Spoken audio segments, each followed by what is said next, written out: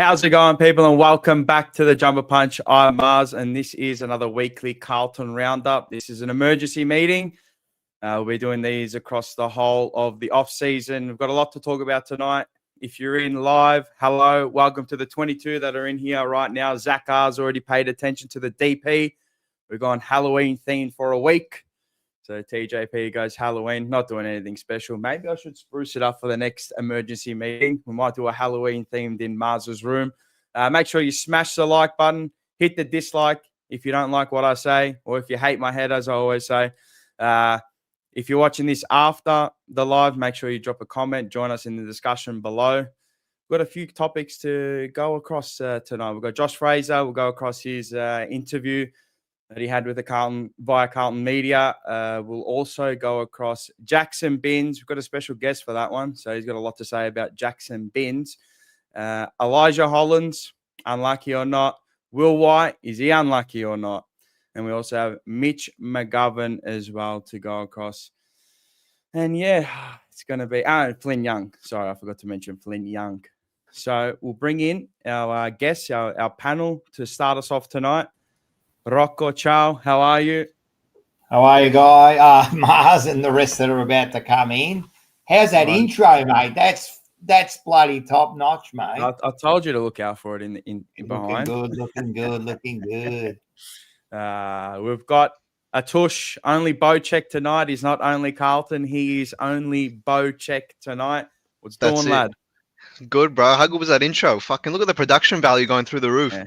We're going up, man. Millions of dollars being poured into it out of my equity of a house that I do not own in Melbourne because no one can afford a house anymore. Who else are we going to bring in? We're going to bring in Dan, Joanne's husband. How are you, Dan? How you going? Well, Introduce yourself. I'm not husband, not lucky enough to be husband, boys. I'm not yet. Oh, sorry. I shouldn't assume. Right. Never will be. I've done it once before, boys. Won't be doing it again. With the greatest respect to Joanne, but once bitten, twice shy. Lovely to be here, fellas. Thanks for having me on. It's a pleasure to be on the Jumper Punch. I've listened to it many times. I'm a passionate Western Bulldog supporter, so don't hold that against me. I've worked in the media a long time as well, but passionate. I don't know, more passionate bunch of Carlton of supporters in general than you guys. I remember listening to you, I think, after the Fremantle game where I could just feel the hurt in your voice and you played some good footy, and I just thought, here we go. And yeah, you do certainly feel it when you're losing, but great to be on. Thanks for having me. No, a pleasure for you to come on as well, and a pleasure for everyone that's in the live in the chat right now. Jacana, Zach R. There's plenty of people. Harrison, the Collingwood supporter, they got sprayed by Snapper. How are you? He's back. He stayed on. He stayed strong. Istra, Forza, Petra Khan, another TJP inaugural member. Michael Jones, Go Blues. Bocek, this is defamation. I love Kerry O'Keefe. This could win the comment of the night. Yeah, I agree with that. I look a bit like Kerry. Not as good as Kerry. Look a bit like him. Yeah, you can't grow grass on a busy street, boys. Look at Rocco. You can't grow grass on a busy street, Rocco, which means we're going well, mate. So don't be too worried about it. Well, That's it. Now I can't get it out of my head. You are too, man. I want to hear a couple of funny jokes too tonight now. Can you do the Kerry O'Keefe laugh? That is the number one question. Rob Galicchio. Hello, Dan, old friend. I went to school with Rob. Mad Keen Dog. There it is. Yeah. Chris Mast, always in the chat. Meat Wagon, nice name, like the DP. Skull, as they call Kerry O'Keefe. I'm sure you're going to get a few references tonight to Kerry O'Keefe, which is going to be fantastic. We've also got to bring in a couple more people. We'll bring in Peter V. Bluebagger. How you going? Hello. Pretty good, man. Pretty good. Keep eating those big dishes or what? No, mate. Your next captain is Robbie, mate. Who's that? Which bobblehead's that? I'm guessing that's waitering. Yes. It is waitering. I love it. Nah, just and then keep, we've mate. also got big Vincenz in the house tonight. Here we go. He's gone. He's straight off the bat. He's gone horizontal. I love it. How are you, Vincenz? How you going? How are you, guys? And I've got to say, it's an absolute pleasure to be on tonight because for the first time in decades, I'm saying hello to a guy I used to go to school with many You are. years ago. I think we finished about 39 years ago. Dan Lonigan, how are you, mate? 1986, Vince. 1986. So we're in our mid-50s. I reckon we're much older than the other boys in that room put together. Great to see you, brother. Great to It's see great you, to mate. see You don't you, look mate. a We'll have day to older. get together. We'll have to get together for the 40th reunion next year for sure. Yeah. Well, I'm not that 40 far years. We'll be behind there. you. I'm not that far Hey? behind you, Danny boy. I'm not that far behind Aren't you, you? mate. No, Oh, mate. right. Oh, I thought you were much younger than me, Rocco. Sorry about that. No, I am. I am a good looking Rocco's bloke. 24. A few technical difficulties there, and then we've got a couple in the background as well waiting to come in. So we'll have a rolling panel as we always do throughout the night. Where do we start first? Well, you know where I'm going to start first. I'm going to start with Jackson BINNS because good old Dan Lonigan. This is the family reunion right here between Vincenzo and Dan Lonigan. I like it. The Xavier old boys. But Jackson BINNS, we'll start off with him. I know that I copped the message from your partner, not your wife, and let me Yes. get that right. Right. Yeah. You had some things to say on Jackson BINNS. Now, look, you can say whatever the hell you want to on here. This is an open platform. I know that you do know his dad. Take it away. He's been axed despite being contracted for 2026. Very interesting decision, or it might not be an interesting decision on behalf of Graham Wright and Davies and Co. and Nick Austin. Keen to get your thoughts on this. Really keen. Well, you guys would know what he's done at Carlton more than I have. I met his father at Berwick. Very good player at Berwick. Berwick have a great juniors program. And with the greatest respect to his father, he just wants his son to do well. But I'm going to be honest here, boys, that he's a helicopter parent of the highest regard, which means that he just puts his whole life into his son. I remember he wasn't playing this day at Berwick, wasn't allowed to. And earlier in the day, they'd been out to a Vic Country and Vic Metro trial game. He travelled from one side of Melbourne, Berwick, to Werribee to go and watch. And Jackson was with him. And I know Nick Cox, the coach of the Stingrays, where Jackson plied his trade in the Coast League, and he just said that was a big issue. The other issue I heard from Nick contacting him the other night and said he is surprised that Jackson has been delisted by Carlton with a year still left, as you mentioned, Mars, on the contract, was that he doesn't listen, that he listens to his father, doesn't listen to the coaches. And that's a bit of an issue. There have been a lot of players out there that have been good enough to play at the level, but have been seen as being uncoachable. His father is the one that has too much of a say. I also heard, and you guys are much closer, Vince in particular, the other boys who I've heard are much closer to the Carlton Football Club than I am. I've got a lot of mates who are Carlton supporters, but you may be able to confirm this more than me, that the father was told not to hang around as much as he was hanging around in regard to watching Jackson train, was putting pressure that he should have been playing more footy. And at the end of the day, Carlton may have just got sick of that. Can he play? I reckon he can. Is he unlucky? I reckon he is. He's certainly not as unlucky as Will White, who played 14 games. And I hope other clubs go out and look at him because he can play. But that's a story for another day. But just on Jackson BINNS, there's a massive issue with his father. And as Nick Cox said to me, there are so many players that have missed out on an opportunity. And I think just watch Willem Dersma, guys.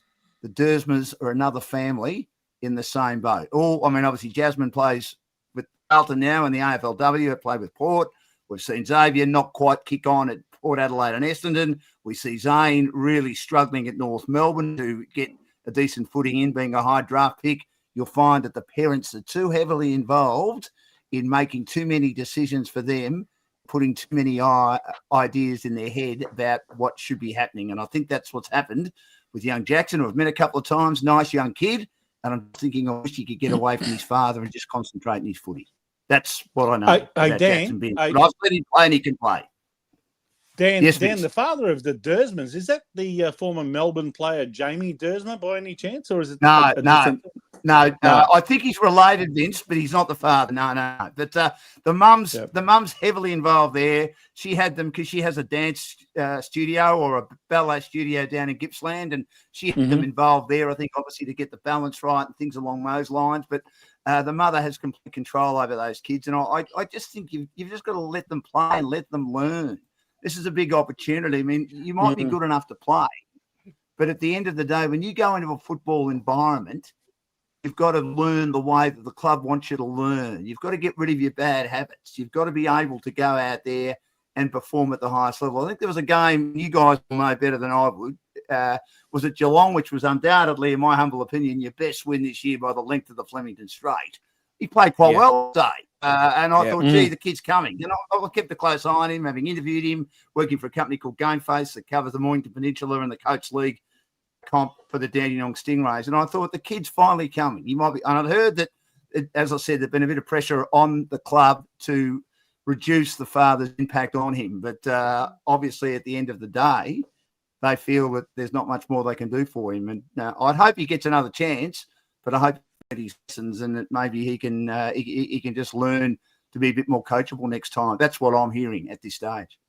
Well, we've seen it across the host of sports, and it's, you know, it's happened throughout the eternity of time with sports where fathers, where they get involved and they create a lot of issues. You know, you go back to the tennis, and tennis is the main one. Yelena Dokic. You've also got Bernard Tomic as well. So, you know, they're just to throw a couple names.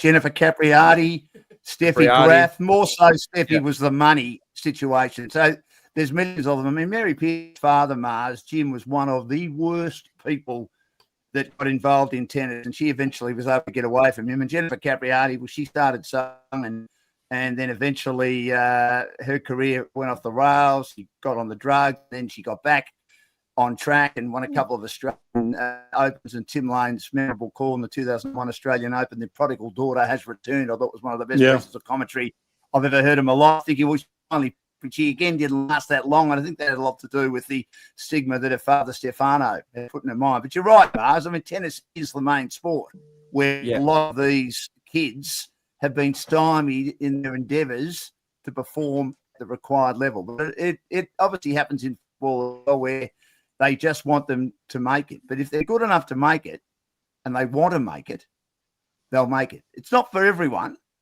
No. It's a tough game, AFL footy. But if you want to make it and you put yourself in the draft and you get a chance, give yourself every chance, I reckon. I mean, hey, Dan, it's a bit Dan, strange. It's just a bit. It's a bit strange because we're talking about tennis, which is an individual sport. But now if this is happening in a team sport like footy, I find that very unusual. You know, parents trying to get involved at a higher level. Like, I understand tennis, but if that's happening, like if this happened to Jackson, mate, that's a shame. If the father's getting involved, and that's one of the reasons that he gets delisted, man, that's really bad. Hey, Rocco, you'd like to think that someone from the club has at least had on more than one occasion a word to this particular parent and warned him that if he continues to interfere, that you know, his son's future is in jeopardy. I mean, there is, I think, a duty of care that the club has to have with the player, and you know, whatever the interference is, whether it's, you know, we've seen players with mates in the change rooms, but you know, after games, and some of them are very shady characters that have an influence over the player. So, you know, on this occasion, it's a parent who obviously means well for his son, but he doesn't realise that he's actually having a detrimental effect. So I'd like to think that someone from Carlton has at least had words with Jackson BINNS' father on at least one occasion, if not two or three, and said, listen, if you don't stop, you know, you're going to jeopardise your son's future. Yeah, there was a comment. You've been involved in the club. Sorry, guys. You've been involved in the club inside, obviously, in coterie groups.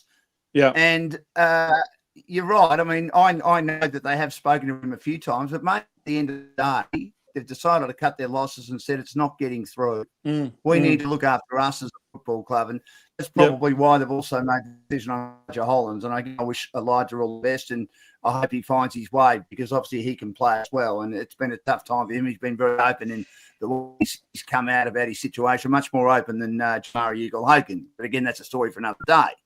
And but Jackson BINNS, I hope if he gets another chance, he's learnt from this experience. There's another kid at Berwick called Billa Bergman. You might have heard of. He went to North Melbourne. He was injury prone.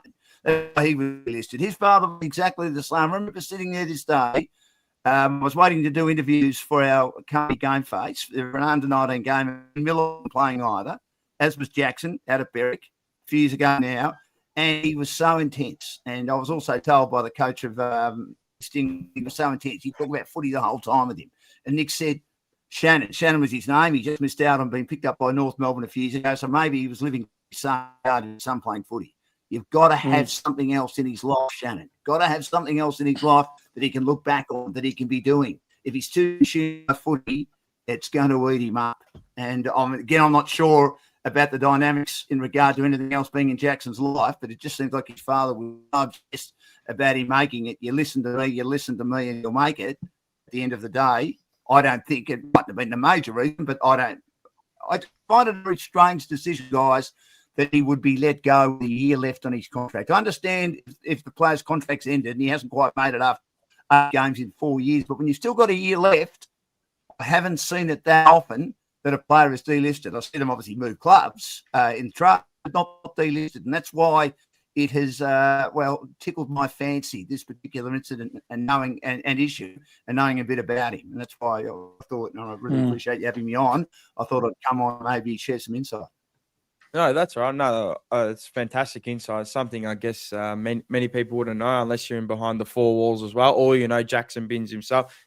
I know they say take everything with a grain of salt, but yeah, it is quite interesting to see a player like Jackson get delisted as well. Having that we delisted 10 players now, and so we've got 10 list spots up for availability. 5 have been filled so far. So yeah, I mean, what does that leave for him? What does his future entail? I don't think many clubs will pick him up. If that is true, Pre-season draft, Nas. I don't think many people. I don't think many take it. I mean, he would have been on the trade. No, but I'm saying if he wants to continue his AFL career, yeah, definitely, and probably just go his only option now is to nominate for the pre-season draft and hope that someone gives him a lifeline. It's happened before. Yeah, definitely. I mean, there's a few players that we've delisted now.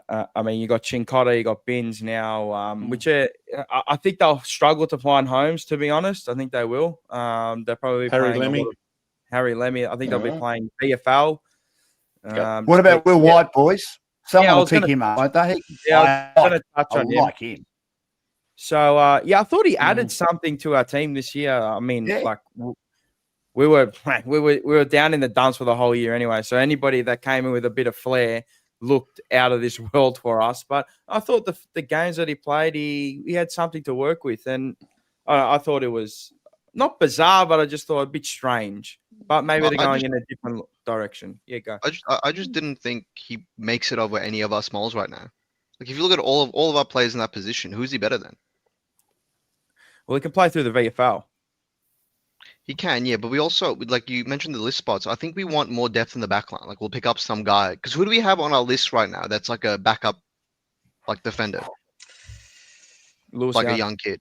Lewis Young, yeah. But like a young kid, you know what I mean? Like Lewis that. Young's not good enough, boys. Lewis Young's not good enough being a ball He's support. definitely not good enough. Respect. Cannot play at the level, fellas. Cannot play at the level. In my humble He's opinion. very limited footballer.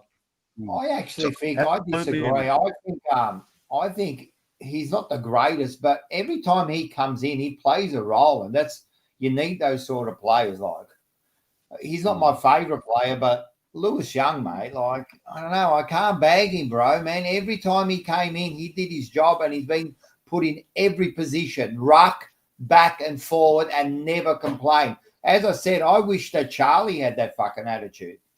Yeah.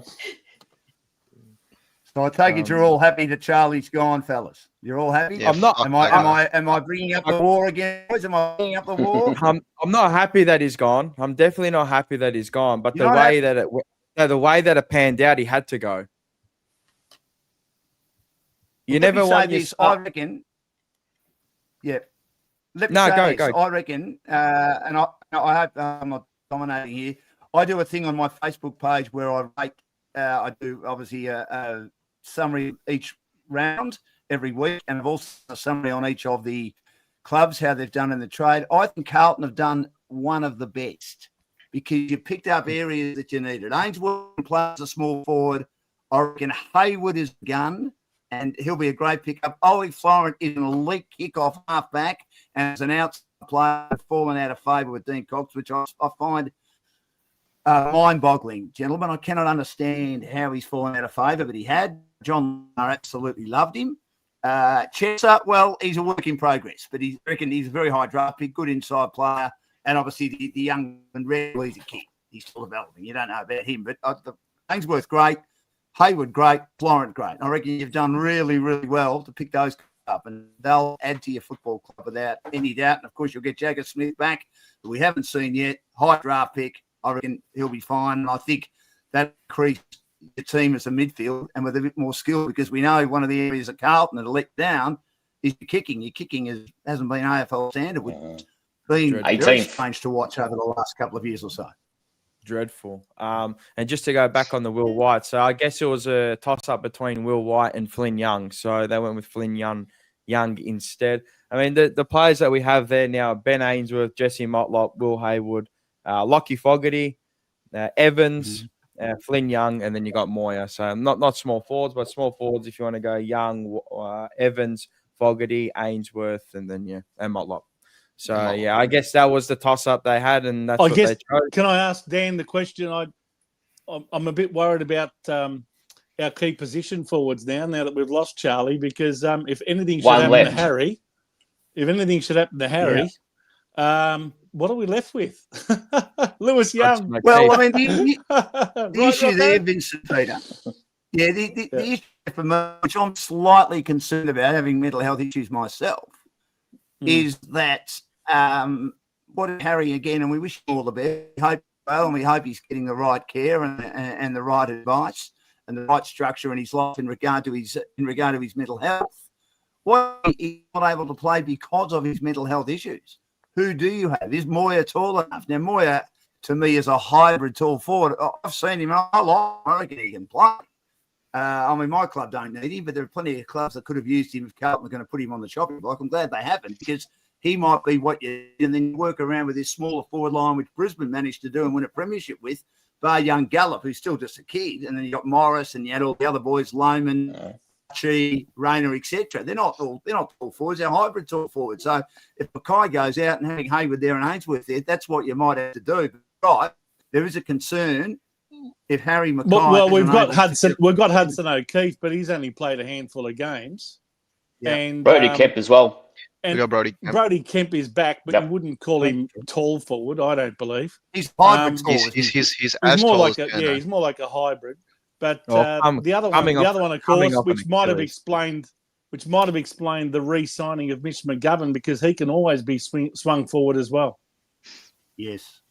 Well, I know a few clubs are looking at Mitch, but and I know my club, without making it a Bulldog thing, we know they need a lockdown key defender, and they're looking at Mitch. And I said, look, with the greatest respect, not Mitch McGovern, because you guys would know more than most. He's not a lockdown tall defender. He's an intercept tall defender. The Bulldogs need a big tall defender who can lock down on someone. And I thought, don't know about that. But look, he'll be capable, because you've got Wiedering, and Wiedering's the one, isn't he? And you've got Haynes who can play a role, and you get McGovern there. That'll certainly help, I would have thought. I mean, the young boy was another one I was impressed with, and of course the boy coming in, Harry Dean, will be terrific as well. So I think your back half looks all right, but just a little bit worried, Peter, about the front half. Yeah. Do you really need a massive tall forward? Do you really need one? I mean, why can't you work around it? You definitely do. Like, we've got one. We've got Harry. We're all assuming if he's done, but we're going to say that he's going to play all games, right? Let's just leave it at that. We don't know what's going to happen. But if he goes down, I mean, other teams have to deal with it. Do you need like a massive forward like that? I mean, like you said, look at Brisbane. They worked around it. They do. I mean, they did have some clubs have got two. Some clubs have got the Bulldogs. They had three at one stage, which I think was two. Yeah, and how many premierships? Right. No, well, that's exactly right. They haven't won any. Yes, any right. Exactly right, unfortunately. Does Struggle to make the final. Key? Does Hawthorn have a tall forward? Hawthorn has about three, but they only ever play one at a time. He's like 190 odd centimeters. He's huge, man. Yeah, right. You got Marby Old, you got Cal Shadir, and you got Mitch Lewis. Yeah. Cal Shadir is all teams have minimum two. Yeah. You got to have. and then on your Jack list. Dunstan You have is to. your hype. Yeah. So I think you're what right, I they're mean, going to do, It depends how you play. what they're depends going how to you do play. next year is they're going to like Hudson O'Keefe. He's your second tall forward now. The egg's going to that basket, and you develop him as a second a tall forward or a key forward actually. So if Harry goes down, he comes in, and yeah, that's what'll happen because you're not playing in the AFL in this day and age without a tall forward. Don't Without forget, a key forward. Cripper can also go forward, guys. Yeah, but and he's I not a reckon key that. forward. I reckon You he want might, him in the I reckon, midfield. well, he's 6'4". He can play. Yeah, key no, but you forward. want him in the midfield. You never want to take. I know, that but player out of the if middle. we're ever really short, like if Harry goes down, that is another option. I think Hudson O'Keefe will come in, and that's going to be where either that's the cards we're dealt with. Is that you don't have a second key, an actual key forward that can come in and do the job. Now you're relying on Harry Mackay and relying on a whole host. I mean, you want an even spread always, but it's look, it's going to be a tall task next year with that forward line as well. So. I know everyone is excited, and I'm not putting sour a note on it, but just temper the expectations on the forward line because Keep it real. One week you could kick 15 or 20, and the next week you kick 8 goals. So without Charlie there, Charlie, I know he's a rat. Trust me, I know he's a rat, and I probably hate him the most out of everyone here, to be honest, right? But losing that star power out of your forward line, it can never go underestimated. Because he doesn't just kick goals, he creates goals as well. So, and if you don't think he does that, well, then you don't know football. So that's what I've got to say on that. But He does that, Mark, but Can I- at the end of the day, he does that. But I still think our forward line was not working the way it was. And with the but do you see? But again, I understand that, but it all comes down to coaching, and then the coaches that implement a game plan. I'm sure if you had Harry and Charlie Curnow at Geelong, I'm sure between them they'll kick 120 goals between them in a year. I mean, that could be said for anybody in the competition, but those two players, I mean, look at when they had Hawkins and Jeremy Cameron, mate, they were kicking over 100 for 2-3 consecutive years. Sometimes just having them there, you benefit by just having Kerno there, right? Just because he'll take a defender, he'll take their best defender, and then it'll switch to Mackay, like the focus will switch to him. But now, watch Mackay get fucking double teamed and triple teamed. All the focus will be on him. Sometimes it's good to have that outlet, someone else that has that presence in the forward line. He can move up the ground a bit. We can get our small forwards to work. Yeah, I agree. We can have more and that, and we can have just a different dynamic. I'm actually excited. I'm thinking Kernow's gone. So be it. You know, at the end of the day, yeah, he is a loss, but I'm actually excited to see what's about to happen. And DeConning and Silvani.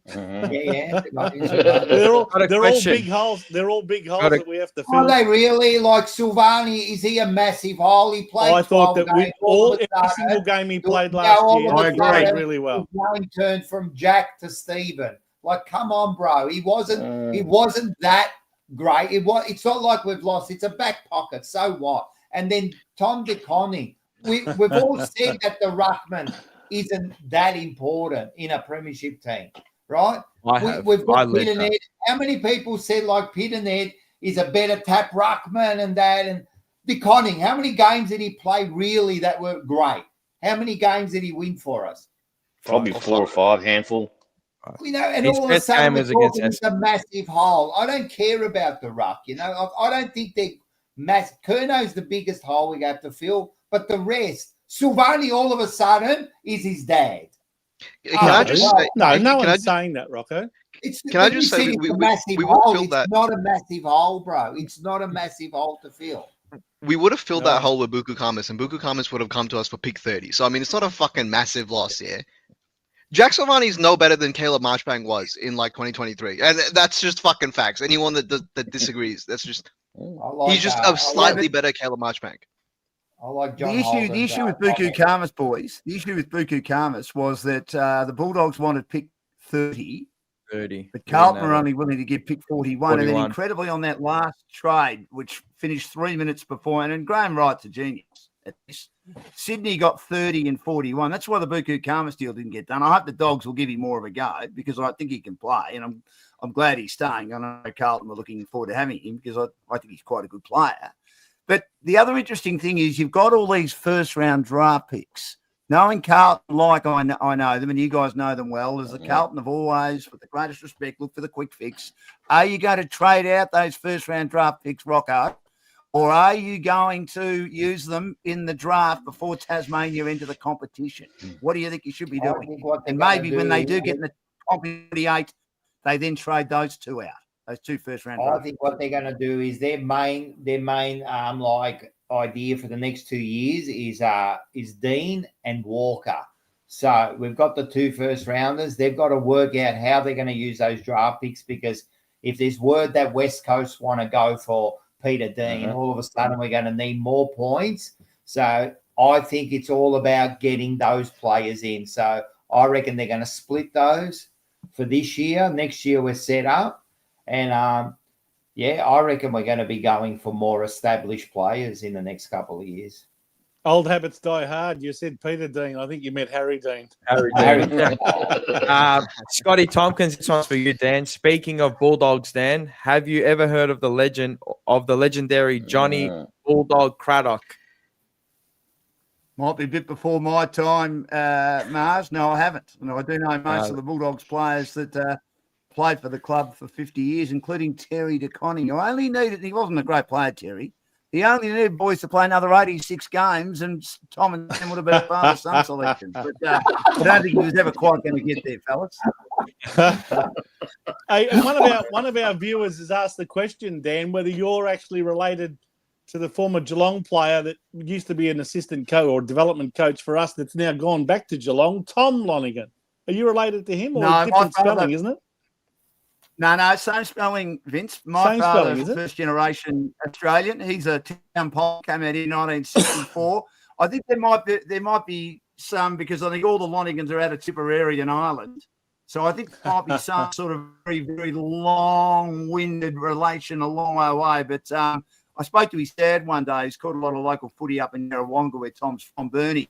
And there was some sort of connection, but miles and miles away and a long time ago. No, unfortunately, I'm good bloke, Tom. You should have said your word just for the theatrics. Johnny Holden, Rocco. No. I'm too honest for that, Mars. Too honest for that. Rocco, Stoss is a massive hole. Biggest asshole at St Kilda. You gotta love the chat. You gotta love the chat. Enzo Valentino. I'm really optimistic and looking forward to the new Carlton. We won't be bombing up to Kerno with 3 on him and then little effort once he's beaten. I mean, we'll be bombing up to Harry with 3 on him, so nothing changes. We lost a bunch of overrated hacks. I wouldn't call Charlie Kerno overrated, but the other two, okay, I can agree with. But he's an overrated rat, 100%. I don't think TDK is hard to replace. How many games did TDK break over? Maybe 1 or 2. Yeah, I agree. Look, your ruckman's not going to win you that many games. It's what they do around the ground as well, and how they can influence a game, as we've seen with Gawn, who's probably the best ruckman in AFL history, bar a couple before him.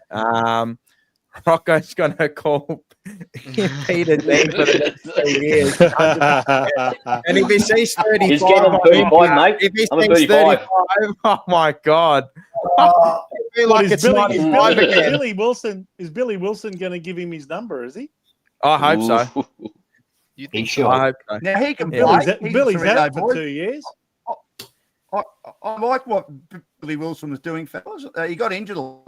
Again, knowing with my connection with the Mornington Peninsula Football Netball League, he's a Sorrento boy. I reckon he can play. Hopefully he can get a decent run at it with his body, which has, I think, let him down the last year or two, hasn't it? You've been called out, Dan, fake Bulldogs fan. Doesn't know the greatest captain of Footscray, 1915 and 1920. Only Scotty can know. Scotty must be pretty old if he can remember him. I reckon that's related to Scotty somehow. If you ask him, there's a connection there to the old Bulldogs captain. I am going to do the inaugural. It's time to go! Bo, welcome. Dan, absolute legend. Thank you for the insight on Jackson BINNS. Really appreciate it. It's time to go!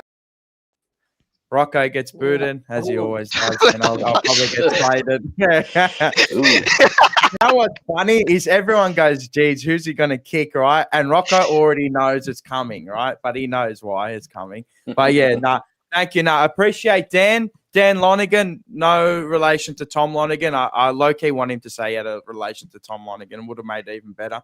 But thank you for the insight on Jackson BINNS. If you're just joining us live, make sure you scroll back I'd say about 20-odd minutes, and you can get the insight on Jackson BINNS as to why he got delisted.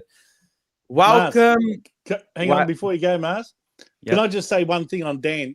It's great to have him on tonight, by the way. Well done on and thanks Joanne as well. Thank you to Joanne. Getting him on. Yep.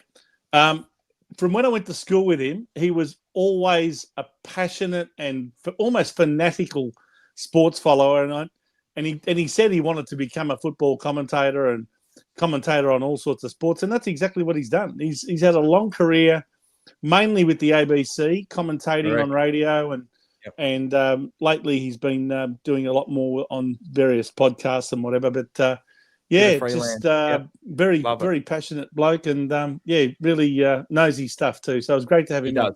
He does. And if you want to come back on again, I know you are a Bulldogs supporter, but if you want to come and join the emergency meeting, you're more than welcome to. We love it.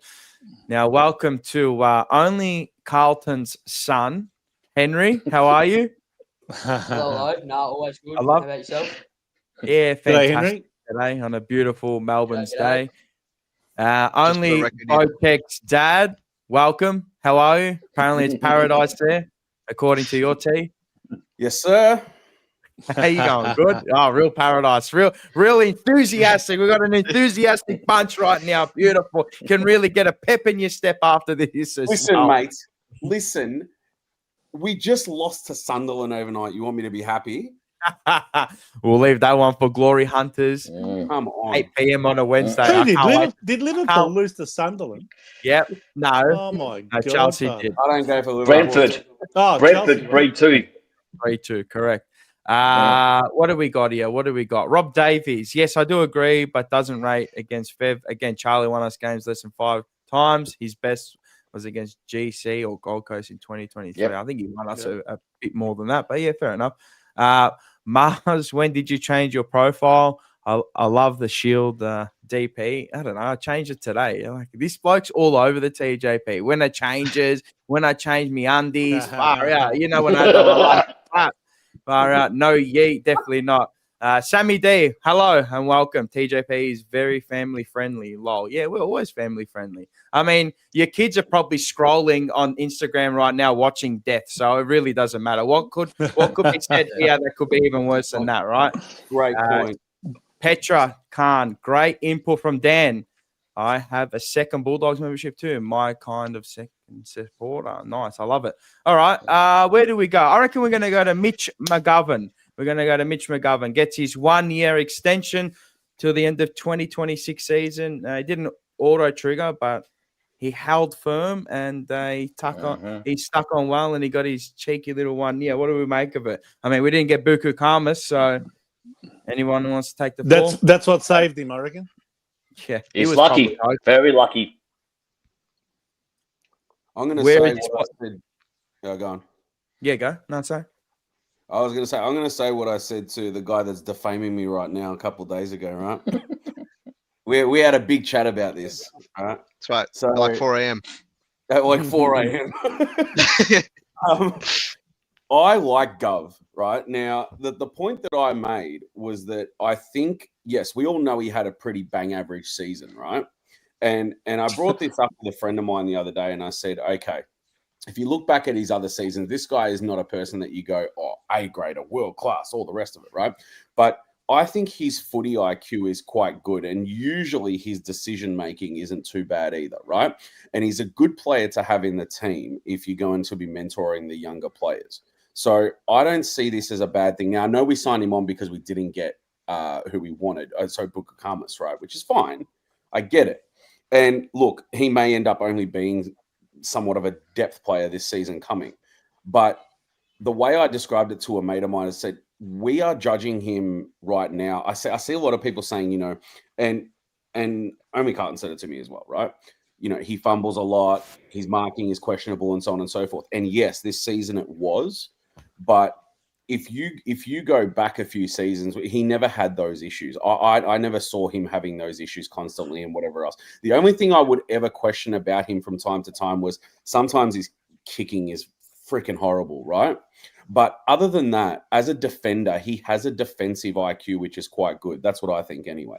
So I brought up this comparison. You guys can disagree or you can give me your opinion on this. Say, for example, everything was okay with Curnow, right? No issues with him. He wasn't a rat. He wasn't this. He wasn't that. And this season's approaching and we say, well, shit, he had a bad year. Most people would be saying that when we get to 2026, you give him that chance again because we know how good he can be. Why are we not giving McGovern the similar sort of thing? Well, I think they were trying. Yeah, go. I just think he was never that good. Like, and I told you this last night. This is where we disagree. I don't think he was ever like an elite kick. I don't think he was ever. You brought up the word yesterday, A grade. I don't think he's ever been anywhere near A grade in his entire career. I think at his best, he's a 6 out of 10, maybe 7 out of 10 backman that can hit kicks, and he's also never been the greatest defender. Like we're bringing up this now, right? So he's gonna play that centre half back role, you think, in our back line, which is like the second lockdown defender, right? He'll take the second best forward. Do we trust Mitch McGovern to take the second best forward? I don't think he'll get a game. No way. No. I do. So who you do? Yeah. So that's where the opinion differs. But I guess like I'd rather see Haynes play on the second best forward and have McGovern in that intercept role. Because honestly, I think I agree with your point where this has been his worst year by far. No, what you just said there isn't a bad thing either. Just swap them over. Yeah, and I think Haynes is more suited for that second forward role. But like again, I just don't think he was ever that good. I think I think the reason that we're hard markers on McGovern is because of the way he came to the club, the contract he got, and he was paid like an A grader. I mean, he was on 800 plus, 7 years ago. So I think when you get paid top money, like an A grade player at the time would have been on, you know, it's fair for the club to have higher expectations of you. If you're only going to come across on half that money, well, then we wouldn't have had so much of an expectation, I think. But he's never been better than at best, you know, as you said, a 7 out of 10 type player. You know, he butchers it sometimes. He can look hesitant and he's got nervous and fumbly in the back line at times. I've never rated him. I've called him a goose a number of times. I think he's got a good kick, but you know what you remember with him is that you remember the lapses with him, where his lapses of 5 minutes are absolutely dreadful. He can leak 3 or 4 goals within a quarter on his opponent. So I think that's what you go back to as well. I think with ball in hand, I can trust him with ball in hand. I know a lot of people aren't going to say, "Oh, I don't think so," but I think just by average, he goes at about 75% by foot, and kicking the corridor. That's his best attribute. Yeah. He's definitely more attacking kick at the club. He's more than others. He's happy to take on that kick.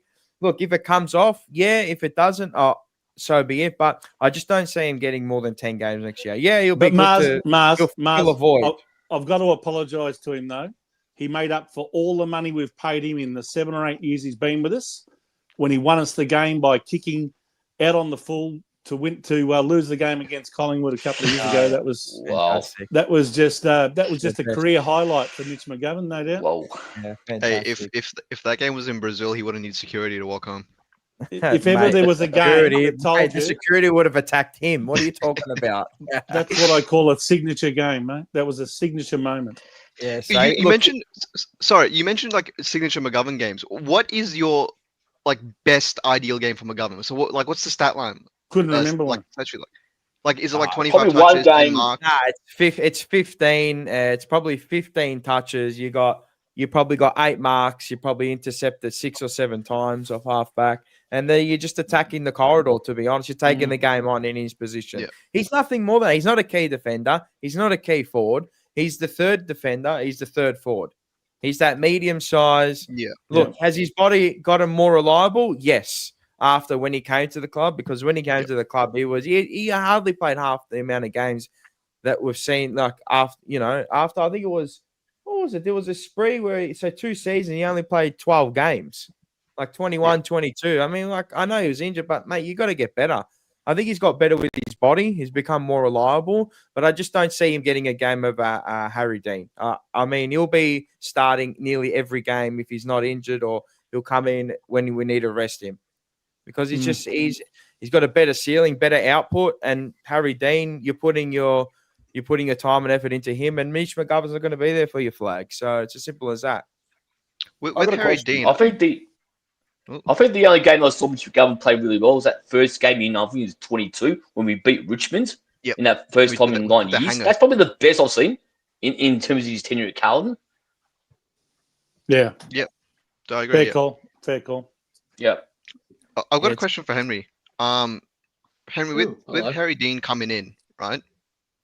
Do you want to see him, because he's a first-year player, do you want to see him play every single game? Would you be comfortable with him starting round 1 and playing every single game? Would you want to ease him into it, or what's your stance on that? Yeah, I'd say I was actually speaking to him literally about 2 hours ago. I actually did a little interview with him, and Really? this is from him. Wow. I asked him a question. It was the 5th question. It was, where do you see yourself 12 months from now? And he's gone, in 12 months, I want to be on the AFL roster and build myself into the system and work my way into the preseason and see how my footy is going and see how I'm tracking to hopefully, but I might be pushing to play round 1.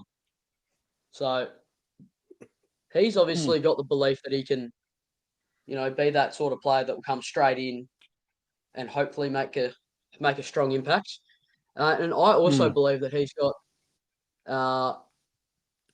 a bright future already. I think just based off what I've seen, because he lives around my area as well. So I've actually gone to watch him play a few times, and he's so good, like so good. And you can see he's best on ground by miles as well. His kicking, his marking ability. He actually said in the messages, he thinks he plays a little bit more like Mitch McGovern, Jake Lever. So as that sort of intercept defender, and apparently it shows, because his marking ability, it's elite. It's seriously. He's one touch. He's unreal. one touch. He's not fumbly. It's just one touch. Yeah. If you watch him, he's going to be. And I don't think Mitch McGovern will get a game over him unless he's injured or resting. I just don't see it. His ceiling, I reckon, when he comes in, will be nearly as good as McGovern as in his peak, to be honest. And he'll probably turn into a key defender, because he'll only grow. He'll probably grow nearly to 200 centimeters, even further. So, yeah, it's interesting to see what they do down back now, because, look, he's already on the fray. They didn't want to, release the trigger, auto trigger, and stop him from playing till next year. And they just got him because Buku Karmas didn't come across. So, look, I think he'll be playing a lot of VFL, and so be it. It is what it is. When he can't. I'm happy to hold my hands up and get it wrong. And if he plays 20 games, I go, oh, wow, he played 20 games. You get another year. He must have been half decent. But I just don't see it with him. I wouldn't have given him a contract, but he probably needed to, just for depth down. Just for depth. Yeah. That's it. Because he didn't get Buku Karma. So as you said before, he was lucky. You know what I'm going to do? I'm going to. It's time to go! Oh, he already knew. Peter just already knew. Like, he just in his brain, he's like, I already know.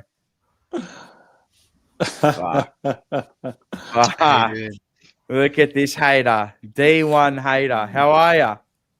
Yeah, not bad. Not bad. Now, see what I mean? Like, he's adding in steps. Like, he's excited. He's excited that his team lost last night in the morning. I watched the game too. Oh, no, you're United. No, are you United? You're not Liverpool. Sorry. Yeah, you won. No, my dad is. Yeah, that's who I think. Sorry. Yeah, well, I'll give it to your dad and say thank you. How are you? How you going? Yeah, not bad. Not bad. A bit happy after this morning's result in top 4. So, bit of brain. Might need to get you on Glory Hunters in the week, Wednesday. I have to. At 8 p.m. We will. Where we're going to start? Well, what do you want to start with? We've talked about Jackson BINNS, Mitch McGovern. Do we go to let's go to Flynn Elijah. Young. And you want to go to Elijah? Let's go to Elijah. Let's go to Elijah. Sure. Let's go. Take it away. Who, me? Yeah, because you said you want to talk to him. I'm a bit surprised that he has a little bit of a pulse, to be honest with you. But at the same time, how many more chances do we need to give the guy? Because it'd be technically his fourth chance, basically. And I mean, when he plays, we all know that he can play. Like when he's played, like he's at times like one of our best players. Like we saw glimpses of it last year, where I think it was roughly 4 or 5 games where he was one of our top 3 or 4 players behind Cripps and TDK, and he's the important link-up player from mid to half forward, and we kind of lack that as well when he hasn't played. And he's got that bit of polish as well about him. But again, yeah, it's interesting. I'm kind of conflicted on him because I think the whole because the player we need and we lack badly, like that skill and that polish, but it's just the person as well.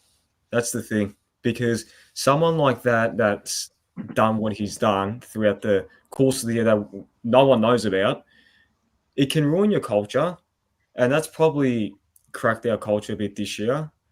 I'm not blaming him for the reason why our culture's been shit this year, but like that's part of it a little bit. Like if you're hearing little rumors about apparently his brother moving out and everything like that, then it's a bit of it is really telling. But I mean, yeah, look, if he can get another lifeline, whether it's with us or with another club, then I mean, good on him. But I mean, is it a risk worth taking with Elijah? Hasn't the club? I don't know about promised him, but indicated that they would more than likely allow him to be a train-on player or something along those lines. And it's him and Will White. Yeah, so they delisted him. Delisted him, and then they consider for a preseason train-on opportunity, meaning they could obviously re-rookie him after the draft. But it all works on who we draft. And who do we draft? Does that keep? Well, who do we draft? I think one of them. We will, because if you go to the list spots, right? So I think we've got 5 open spots, right? So you're going to get in the draft. You're going to get Dean. You'll get Ison and another NGA academy player. So you got 3, and they might be re-rookied. They might. I have a feeling if it came to that last spot, I think he'd win it. I think Elijah will win that spot, to be honest with you. And to be honest with you, I'd probably give him another crack, because we that's an interesting way to put it. Aiden, do you think Elijah is a better player than Ben Ainsworth? Same role, same position. Do you think he's better? I haven't actually watched a lot of Ben Ainsworth, to be honest. But they both play differently. They're both different type of players. So you can compare them as they play. They're kind of the same, but they both do different. I mean, it's tough. Who would you rather have? Forget off-field issues, forget everything. Who would you rather have? I'd probably have Elijah. Yeah. I'd edge him just. I think Elijah's got a lot more to his game than Ben Ainsworth do. He may very well end up joining that long list of players in the league, not just at Carlton, but right throughout the league, who have got enormous talent that end up wasting it and never play football again. There's one player that comes to mind that I thought was an absolute superstar when he was playing, but all sorts of issues off the field prevented him from playing anymore. Remember that guy Liam Jarrah that used to play for Melbourne? The Aboriginal boy? I mean, my God, could he take a leap and kick a goal? Talented. Unbelievable talent. But in the end, all the off-field issues end up impacting your football career, and that's just one of dozens, maybe even hundreds. You can look at recently. Look at Jamara. Yeah, look at Jamara. Jamara will end up probably down that track too, I reckon.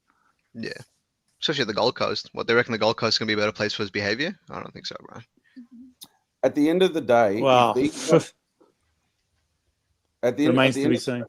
At the end of the day, if this club is serious about cracking down on shit behaviour and changing the culture around the place, I agree. what sort of precedent are you setting when you've had a guy that's stuffed up at one club, you bring him in, he plays a few games, takes some time off, right? And then, okay, I'm not buying into this. Oh, he got caught with coke in his wallet and stuff like that. Who cares? If you think that that's a major factor, I saw a comment in there. I don't know who wrote it. Right? If you think that is if that is a major factor, you don't want to see the wallets of about 3/4 of the league, mate. All right, maybe so 90%. It's got nothing to do with that. The point of the matter is that we cannot be taking risks on players who are trying to get better off the field whilst trying to dedicate their entire lives to our team. What's to say he doesn't come out next season, play 5 games, and need 2 months off? Right? That is not good for our team. It lets your players down. It lets the coaching staff down. We cannot have that sort of burden. Now, despite how good he is, I think he's a great player, right? It's got nothing to do with his playing ability. He is a good player, okay?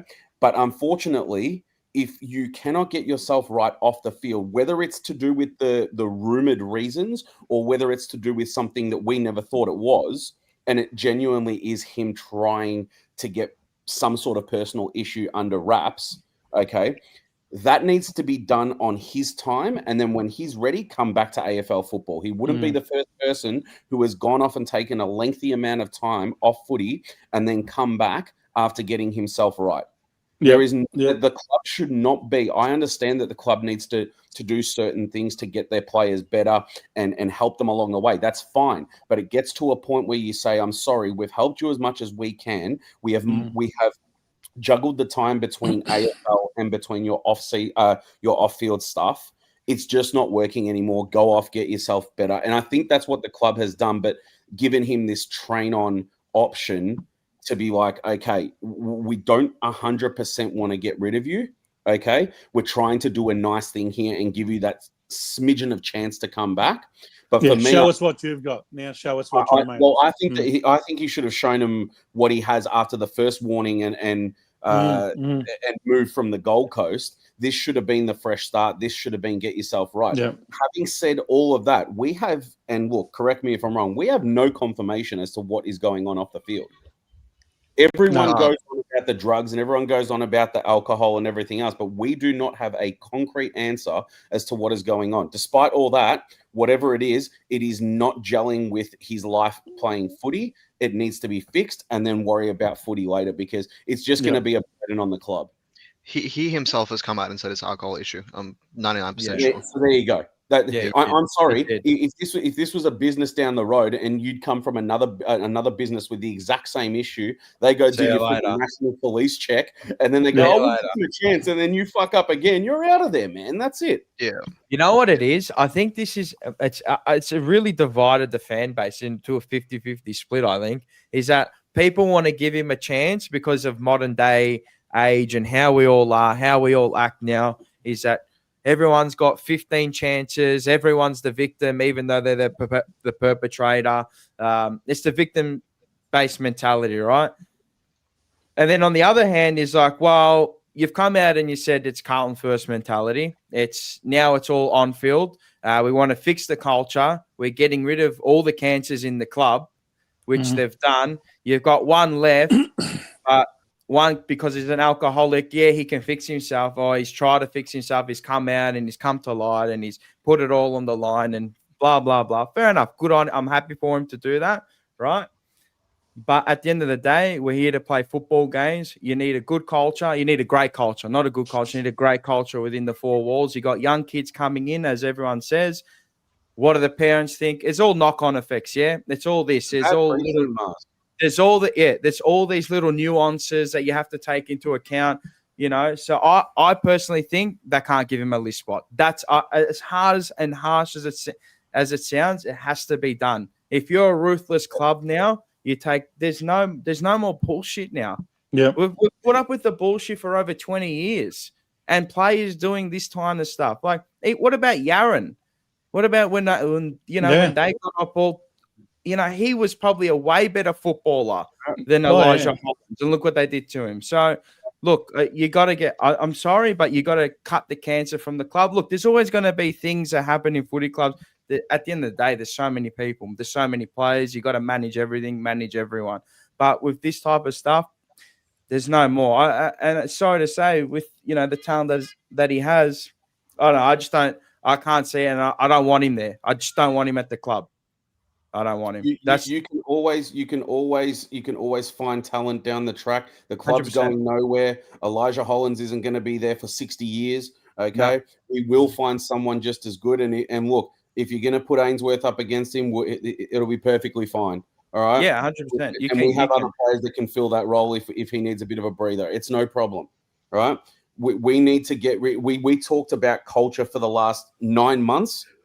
Right, in the preseason and the season, and now through the finals, we kept talking about Carlton and culture and all the rest of it. And at the end of the day, like you just said, I'm not going to repeat everything you just said. If we are serious about getting this club right, you cannot be setting precedents that this sort of shit is okay. Well, it's the Carlton first mentality, which we should all instill into our brains. I know it should always be Carlton first, right? And I know it could be media spin, media PR, whatever. But if they're serious about what they say, he's gone. Simple as that. They can't contradict themselves now. Nah. And if it's 50-50, either Will White or Elijah Hollands, I'm hoping they go for Will White. Can I put out a scenario, right? Let's say from now until preseason, they put, let's say they put a clause in his contract where they're like, we're going to drug test you, we're going to alcohol test you, let's for argument's sake, right?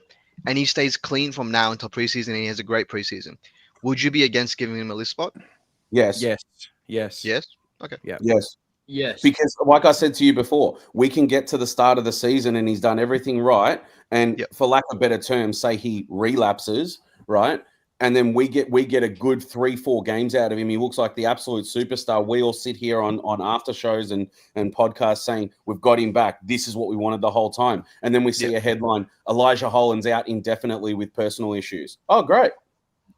I think the risk to reward is a terrible ratio right now. I think there is way more risk. Isn't that what happened this year, where we've got right up to the start of round one, and literally days before the start of the season, he came to the team and said, "Sorry, I've got some issues. I'm going to be missing for a few weeks." And it shits me because the games that he did play, I'm like, oh man, this guy's got a big brain on him. This guy has a big brain, and he's great smooth. Footy IQ. Great footy IQ. Smooth. He can kick. He's got great vision. And then I'm like, fuck me, man. You know what I mean? So it's a touchy situation. Rock in a hard place, nearly. It's waste of talent. It is a waste of talent, and you've seen it across the league this year as well. Even with what about with Clayton Oliver? He had his stuff up in the preseason as well. Probably a better footballer, or he's won his flag, and he's pissed off to the GWS. You got Jamara, who's doing some wild stuff. Needs to get out of the state. I mean, how many chances? Those have been the. Sorry, Mark. Those have been the arguments that I've heard some people bring up. They've brought up Bailey Smith and Jamara, saying, look at how clubs got them somewhat right and dealt with their personal issues and got them. And let's take Bailey Smith, for example. That guy's got new antics every week, but, they somehow monitor it and they get him right and they get his head level and all the rest of it. Unfortunately, that doesn't translate to every situation. Maybe Carlton has done everything possible and it just cannot, it's not working. And it's clearly not working. Yeah. The fact that the club told him to go and look for other options at the end of the year just tells you everything. That it's the old saying, once someone shits in your face enough times, you get sick of the smell. And I think that's what's happened. And he's had that many opportunities and he hasn't taken them. He's in fact disappointed them time and time again. Yeah. I don't think any other club even had a look at him as well. No. It's and too what much. about that Taron Thomas? Now, Taron Thomas from North Melbourne was apparently eligible to come back into the system this year. Did anyone take him? No. Too much of a risk. Speaking of North, that's where I think Elijah will eventually end up. North Melbourne? That's where I think he'll eventually end up. Why North Melbourne? I just think... sorry? So why do you think he'll end up there? I just think he'd be a good fit for him. Well, because they take all the players that have got problems. No. Starting with Taron Thomas. But I mean, the way they're building and the sort of player that they need, he fits. Yeah, they actually need a backman bad right now, a key defender. I don't think you'll get on a list, to be honest. Maybe a VFL list. That's it. I don't personally think that. Okay, so it's a two-weighted thing, right? I don't know if any club would take that risk, but okay, let's go. If there was a club that would take the risk, if there was a club, I think he'll end up at North Melbourne. John Holden would be a good one. I'm all for giving a player a second chance, 100%. But Elijah has done something way more than that. The wording from Voss and Wright as strong and blunt.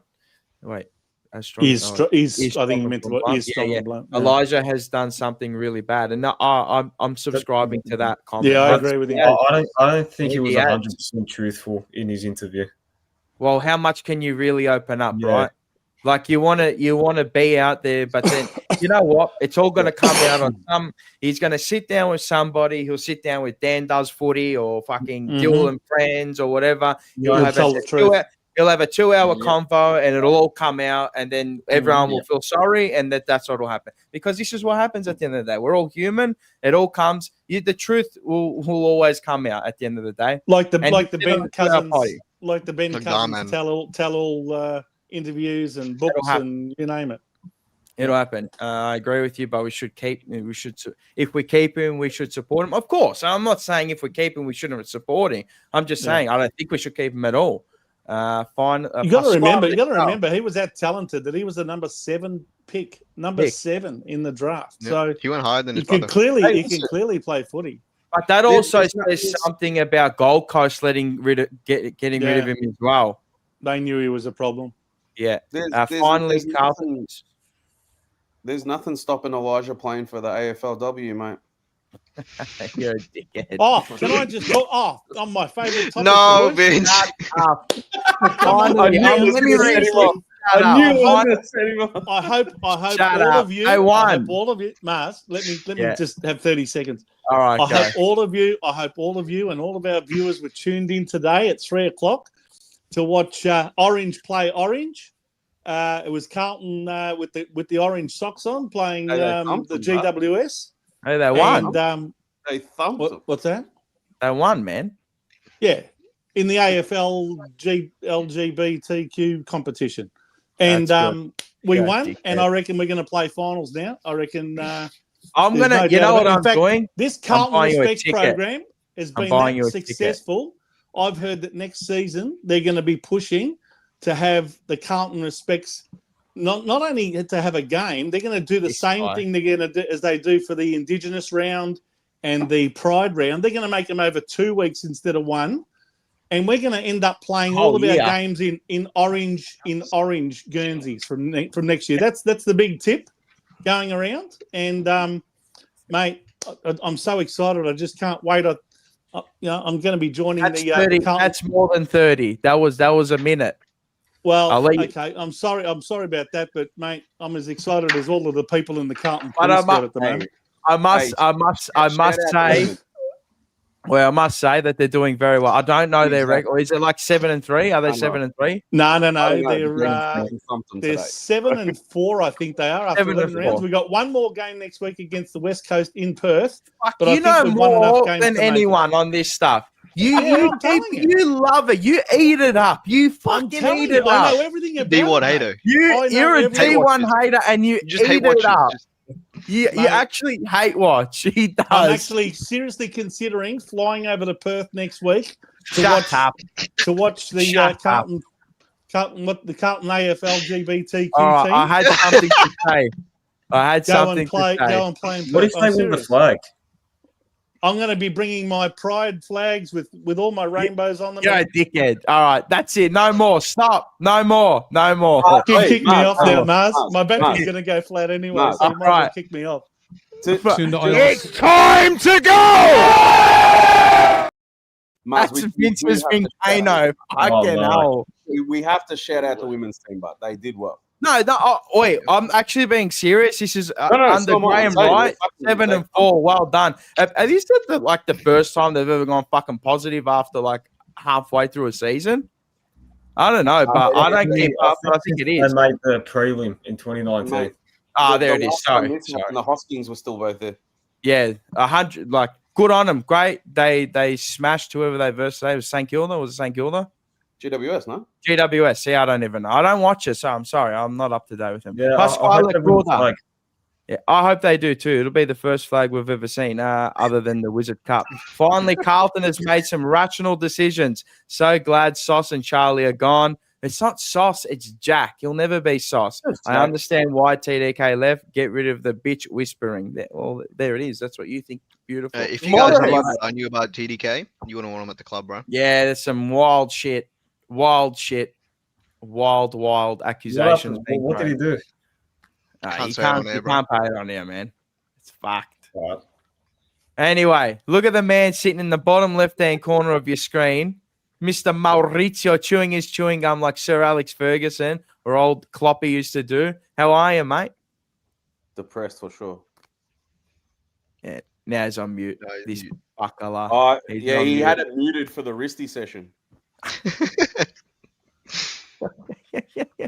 No, you're on mute. Go out, come back in. Go out, come back in. I'll get him back in.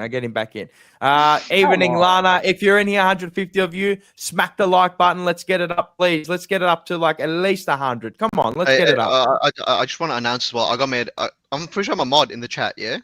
Anyone are a mod. Disrespects Jesse Malt will be getting fucking permanently banned from the channel. There it is. There you go. A lot of Vincano cop. You got your little mini Vincano. We love it. I see like 3 Morrises in my background. Here we go. Wait, fuck! Look at this. Look at this. What the fuck's going on? They cloned them, bro. Actual cloned. Can you talk? I'm going to hear about Charlie for the next 4 hours. Speak. Oh my God. Bro. That's weird. Wait up. Check your settings and make sure the microphone's Check your settings, man. Oh, I can't hear you. Yeah, we can't hear you.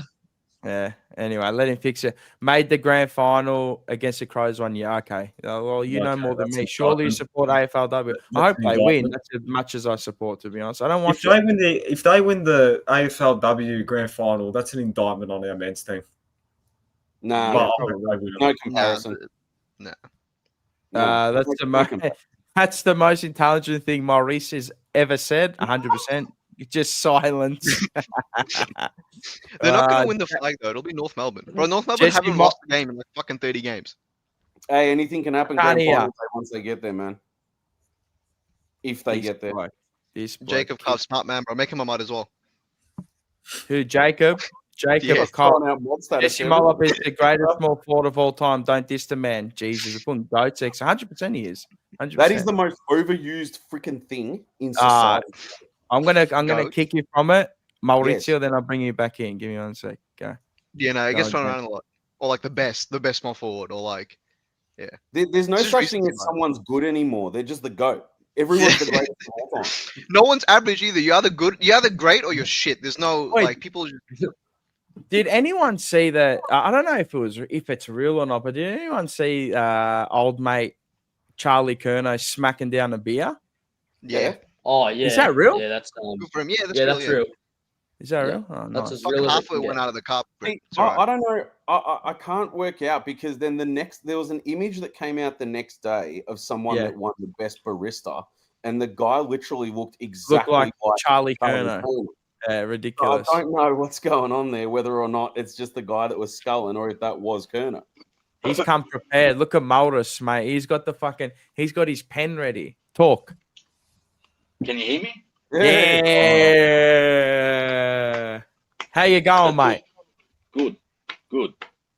But in regards to Charlie Curnow, he's done and dusted. He's no longer part of the Carlton Footy Club. That's it. We don't need to talk. Don't want to talk to him, all right? But Atush, I'm going to have a little dig at you, yeah? The fuck did I do? All right. It's not what you do. It's sometimes what you say and your mentality, right? So you want to have you want to have a dig at certain players, right? In regards to, oh, what have they ever done? What have they done? What have they done? All right. Now, would you say in life your salary dictates what output you need to produce, be age, experience, or whatever? Yeah. So okay. So can you please justify to me Jesse Motlop's 500K salary? That's the average salary of the AFL, though. That's No, how it's players not. pay. It's what not, is it, bro. bro? What's the average player getting paid? All right. So how many lists? How many lists are on a? How many list spots on a list? Yeah. I don't know, 44, 46? 38. So what? 38. No, there's like 42. 44. All right. So 44. Half of that's 22 million. The salary cap isn't 22 mil. All right. So you can't turn around and say the average is $500,000, right? So with Right, Motlop, I found it. It's like 460,000 per year. Yep. Okay. Now, does Motlop warrant $500,000? Yes. All right. If the average is 460, I think he's a slightly above average player. Okay, so when the last 2 years, were you giving it to McGovern? Yeah, because he's on like fucking $1 million a year. Yep. No, he wasn't, because McGovern he was front ended, yeah. No. McGovern's now signed his 3rd contract at Carlton. That's unreal. That is unreal. I don't know that. When did he sign a 2nd contract? 2 years ago. Yeah, the extension. Oh, really? Okay. 2 years. No, he was out of contract. Then he signed for 2 years. It's an extension. So that 800 that he came to Carlton at, all right? Yep. Is one you got to remember. For many years, Carlton tried to poach players. We weren't a destination club. No one wanted to come. All right. McGovern kind of opened the door a little bit. All right. Carlton had to pay overs. Hey, I agree. I'm not saying I'm the biggest McGovern fan, right? But you gotta stay like if you're gonna use it for one player, you gotta use it for the rest of the lists, right? 100%, I agree. But McGovern also had age on his side. He came from an established club where he was an established player. And Jesse Motlop is 21 years old, who's played his 2nd season. 2nd full season. No, it's his 4th year. But doesn't matter. It's not a 4th year, but 2nd season. AFL experience matters. But you're using injury as an it's not an excuse. It's just a fact. No, for Motlop. But then you're turning around saying, "Oh, McGovern never got on the park." Well, he didn't. He had like 6 years at the club. He's also like 32, right? He came as an established player. No, he came as a junior. He was only in the system like for McGovern. 2 years.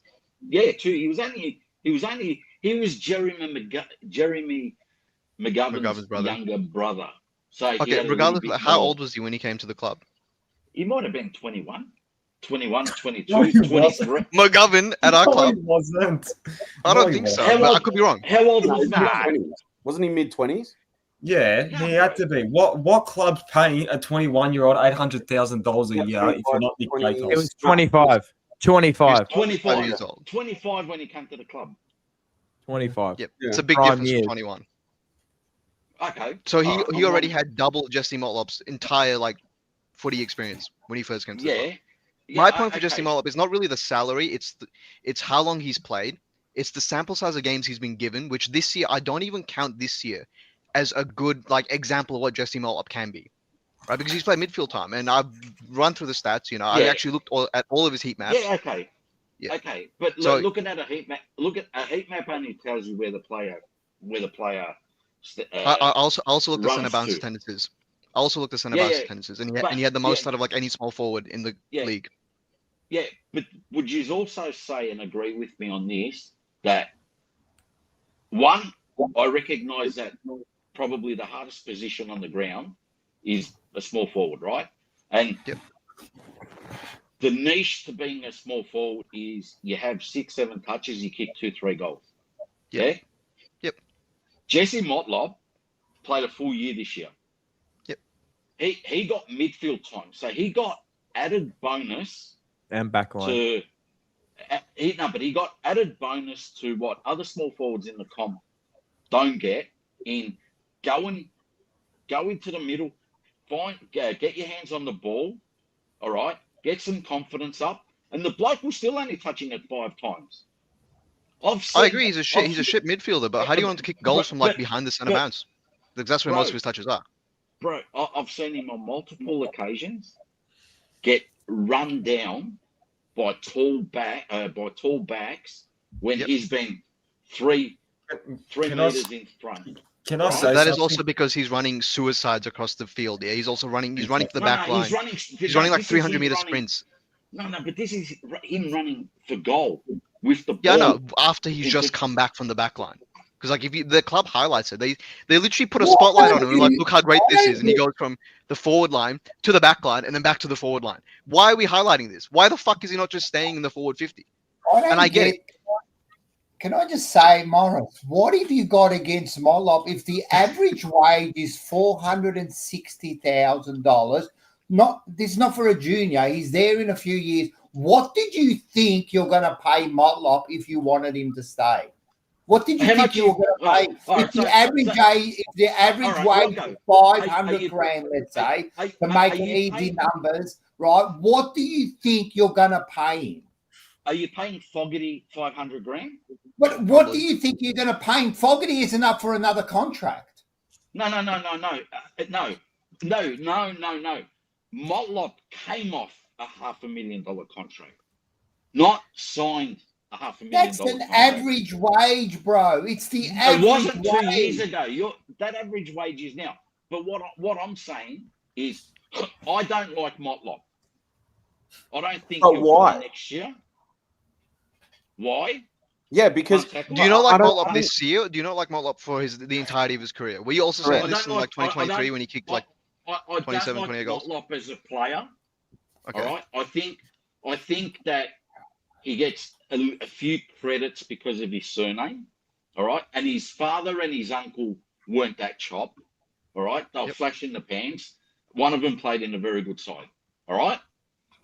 I think there's better potential on our list to progress with him, right? Like I said it the other night. I did my best 23 over a week ago. I spent a bit of time on it. I've got him as an emergency, and I've left blokes out of the side that I love. So it's not. I don't like Motlop, so I'm not putting him in my side. I see what's our best 23. Yeah. So who you got in there instead of him for next season? Williams. Well, my forward lines: Williams, Mackay, Haywood, Ainsworth, O'Keefe, and Moyer. Okay, all right. I'll say something on that. I'll say something on that. I'm not a Motlop, as the kids say, glazer, right? I don't think he's anything special. Okay, I think only Carlton's the only one in that fan club, right? But I run it. He's the president, right? And I'm not having a go at you at Toshiba. No, hey, Morris, I love the discussion, bro. Honestly, no. Have a go at him. It's a disgrace. No, no. I'm not a big fan of Motlop either, right? I don't think he's anything special. I never have, right?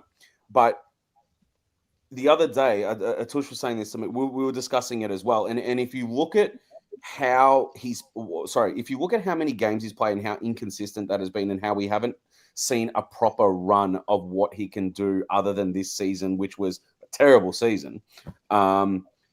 You kind of have to say you got to give him another year, and that's coming from someone that I literally don't think he's anything special. But you have to give him another year this year and play him in his proper position and see how that goes. If this season coming up is trash once again, that's it. It's as simple as that. All right, so how many games did he play? Like you're saying that he's inconsistent. How many games did he play last year? 7, because he was injured. He played the last 7. No, I'm sorry, this year. How many games did he play this 23. year? All 23. Every single game. Last year he was injured. The year before 21. 21 21 games he played. And in his first year he played 12. Right. And the one that he played 21, that was when he it's- kicked the 28 goals or whatever it was. How wasn't many it? goals he's Yeah. kicked. So You look how many goals he kicked. How many did he kick this year? Like 17, and we had a pretty good year. So he's played 63 games, kicked 59 goals. In that year where he played in 2023, where he kicked those two in the finals of 3, so he kicked 24 goals. Yeah. Hey, So can I what also else just do say you want from a? What else do you want from a? He's not an elite small forward, but what else do you want from a forward? I mean, But that's I exactly. that's how I spoke. That's someone what that's it was put in my head, and now I get it. Can I also want just say someone real that's quick, quick? just real quick, You just a want random someone that fact. can It's going to tackle? rage bait people. Sorry, random. It's going to rage bait people. Eddie Betts in his first 50 games kicked 51 goals. Jesse Motlop in his first 50 games kicked 48 goals. I'm not calling Eddie Jesse Betts- Motlop Eddie Betts. I'm not Oh, calling man. Jesse Motlop Eddie Betts. But hey, you want to talk What is about goals and all small forwards who kick goals? The sample size is there. First 50 Eddie games. Betts was a rookie. Eddie Betts was also in a much better Carlton team than Jesse Motlop is. No, he wasn't. Eddie Betts came to Carlton, all right, Yeah. in Dennis Pagan's first year, all right, when Yep. we had all our draft sanctions. We just came off our wooden spoon. We're the only club in history that our captain, vice captain, and deputy captain all retired within the same year. We had a few injuries, all right, and we had a lot of our experienced soldiers started tethering away. Yep. So in 2003, bro, mate. Hey, I'll cop that. Honestly, I would. Yeah, I'll cop that. I'm wrong there, but yeah. You had fun I'll going cop to the footy, watching Carlton. I wasn't born in 2003. So. What do you want Motlop to do when he's getting asked to run, as a coach said, But it's every not single that, time? Aiden, it's not that. All right. What I'm saying, and mate, I'll eat my hat if he improves and does that, right? But We taking that one down. when you're 3 meters in front and you're a small, and you get chased down by a big salami, all right, or when you tackle with your arms up like that and look like all right, when you're 15 meters out from goal, 20 meters out, right in front, and he did it this year maybe 3-4 times, right, missing goals at critical stages. But have you seen what he did prior to those though? Exactly, man. Like you just pick him one or two things, man. He's not the quickest. So what? He's not the quickest small forward. So what? Okay. You haven't got. We would want Usain Bolt to play now for, of course, but he's not the quickest. But did you forget what he did in the finals a couple of years ago when he kicked those goals? He's got it, mate. He's got it. Just and give you know him what? a go, If mate. you think about it, for him to kick 17 goals in him playing in a shit role, disagree with me? I'd take that. What was that? I said, why can't I have my opinion on that? You can. I'm not saying I'm not. Because you disagree. You can have your opinion, and you are having your opinion. All I'm saying is you're going over and over about, he done this, he done that. Do you want to go through every player and I'll pick what they done wrong? Like he's all right. We've signed him for 2 years. We haven't given him a 10-year bloody contract. We signed him for a 2-year on a minimum on the average wage. Like how much more less do you want to do? He's getting 40K more than the average wage, so it's all right. Also, can I just say, Jesse Motlop is not the complete player right now. I don't know what his new contract is. I know his old contract that expired, whatever, was $500,000. So at the end of 2023, he signed on $500,000. The average salary wasn't $460. It would have been 400. It would have been 400. Yeah, it was 400. But what I'm saying was that? But all right, I'll put it to you this way: was that contract warranted after after what he did that year and his first year? Was it warranted?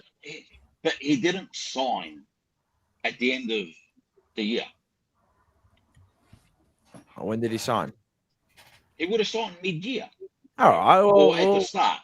Yeah, but do you think that the contract extension was warranted? I mean, you're probably always going to pay that for drafted players that play good football. Look, Even me, if you want to go, if like, I never really liked Motlop, right? And I even remember where I've got his jersey from 22. There was a I can't remember what game. It was the Port Adelaide game that he was a late inclusion, all right, and he got dropped to the twos for about 4 weeks, right, because of his form and that, right, and he came in and he kicked 4 goals against Port.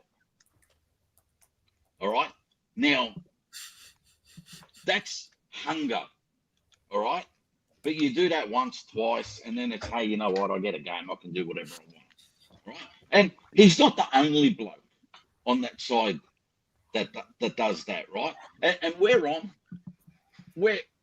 get a little bit upset, and it's not at like individuals, just that talk, like we give certain players outs, all right, but then you ride other players off. Like I don't think anyone gives this bloke an out. If anyone, maybe we do. But the whole, I reckon our supporter base, if you go look at the comments, right, they want him. He doesn't deserve it. He doesn't deserve it. He's fucking shit. He's the slowest. He's the slowest thing I've ever seen. He's this. Mars is quicker than him. Blah, blah, blah. I'm telling you right now, I probably am, but I'm telling you right now, bro, this bloke doesn't get an out. It's because you're in this like microcosm and you're in this space right now. It's an echo chamber, though. You just hear, full echo chamber type situation. No, but I get data off different platforms. So like, I've yeah, got me my too. Own, right? So do I. All right. But even like everyone kind of written off Akers. All right, I love Akers. Yeah. I don't have him in my best 23 either. Yeah. All right, but like everyone has written him off. Oh, he's no good. He can't kick. He can't do this. He can't do that. But mate, him at his best. Have a look at his 2023. What he did. The first half was woeful. His first half of that year was terrible. I think everyone's first half of that year was terrible, though. I think Akers, he's in our best. If he's playing well, he's in our best 23. Like no one's got. I don't think anyone got anything against Akers. I just think that we think that he should move. Like he should be phased out gradually. Yeah, he's going to get phased out slowly, But I think that about a lot of players. I think that about like Newman. I think that about Sard. I don't think they're terrible players, but I think they need to get phased out of the team, and it starts with this year. Sard, yeah, Newman's getting old, man. You don't know what he's going to produce. Like you're hoping he goes back to his form, but it's a good point. Thomas Fontana. If he was 25 and given the output, then yes, I'd delist him. But he's only 21, 22. He's still a young player. Also, Zach in the comments, cuz I see you strawmanning and it's pissing me off. We're not holding on from shit from 2023. It's that his last season was 2023. It's like if he played a season last season, I would compare it. But that's just the last time he played footy. But also on that, exactly. Football in 23 to 2025 changed. So maybe, if anything, it suits a player like a lot more than it did before. It's faster now. Can I just address something on that note? The amount of comments that I see from people that say, stop bringing up things from the past and so on and so forth. It's not that you're hung up on the past or that you're stuck in the 90s or stuck in the early 2000s or whatever it is. The only time it's going to be brought up is when it's relevant info to the conversation. So if it's relevant info, it's going to get mentioned. Oh, you need, like, let's say, and I'm going to use a Tush as an example, right? He's in favour of Motlop. He has to go to the past and say, Motlop had a great 2023. No. You just did it with Akers. You just did it with Akers. And even myself with Akers. No, but what I'm saying is you have to go to the past to get facts. But, this bloke doesn't shut the fuck up. He didn't have a bad year last year. I don't get what bad year you're saying he had. He played forward. He played midfield. We made him move around. He played in the back line. And listen. Wait. Okay, I've got something else for you. Wait. Hang on. So Murphy Reed, do you rate Murphy Reed? Morris, do you rate Murphy Reed? Morris, do you rate Murphy Reed? If you think Motlop had a great 2025. See, now you put words into everyone's mouth and you try to change the narrative here. No one said that he had a great year. I said he didn't have a bad year. bad and great aren't the same word, right? I think he had a bad year. He didn't have that bad of a year. He got moved around, right? And he still kicked 17 goals as a small forward when he had an opportunity. Oh, let's go through the other small forwards that are just on an average, and let's see what they kick. Like, it wasn't that bad of a year that Bobby you're Hill. trying to What did he kick? define, bro. Hey, It a more wasn't that accurate, bad, bro. a It more accurate wasn't that comparison is bad. Bobby Hill had comparison kinder is problems. yeah. Okay, but you look at Murphy Reed, right? You rate Murphy Reed. You reckon he's a good player, good small forward? Yeah. Yeah, hectic. How many goals he kicked this year? Oh, 25. 25. 25? He First played year.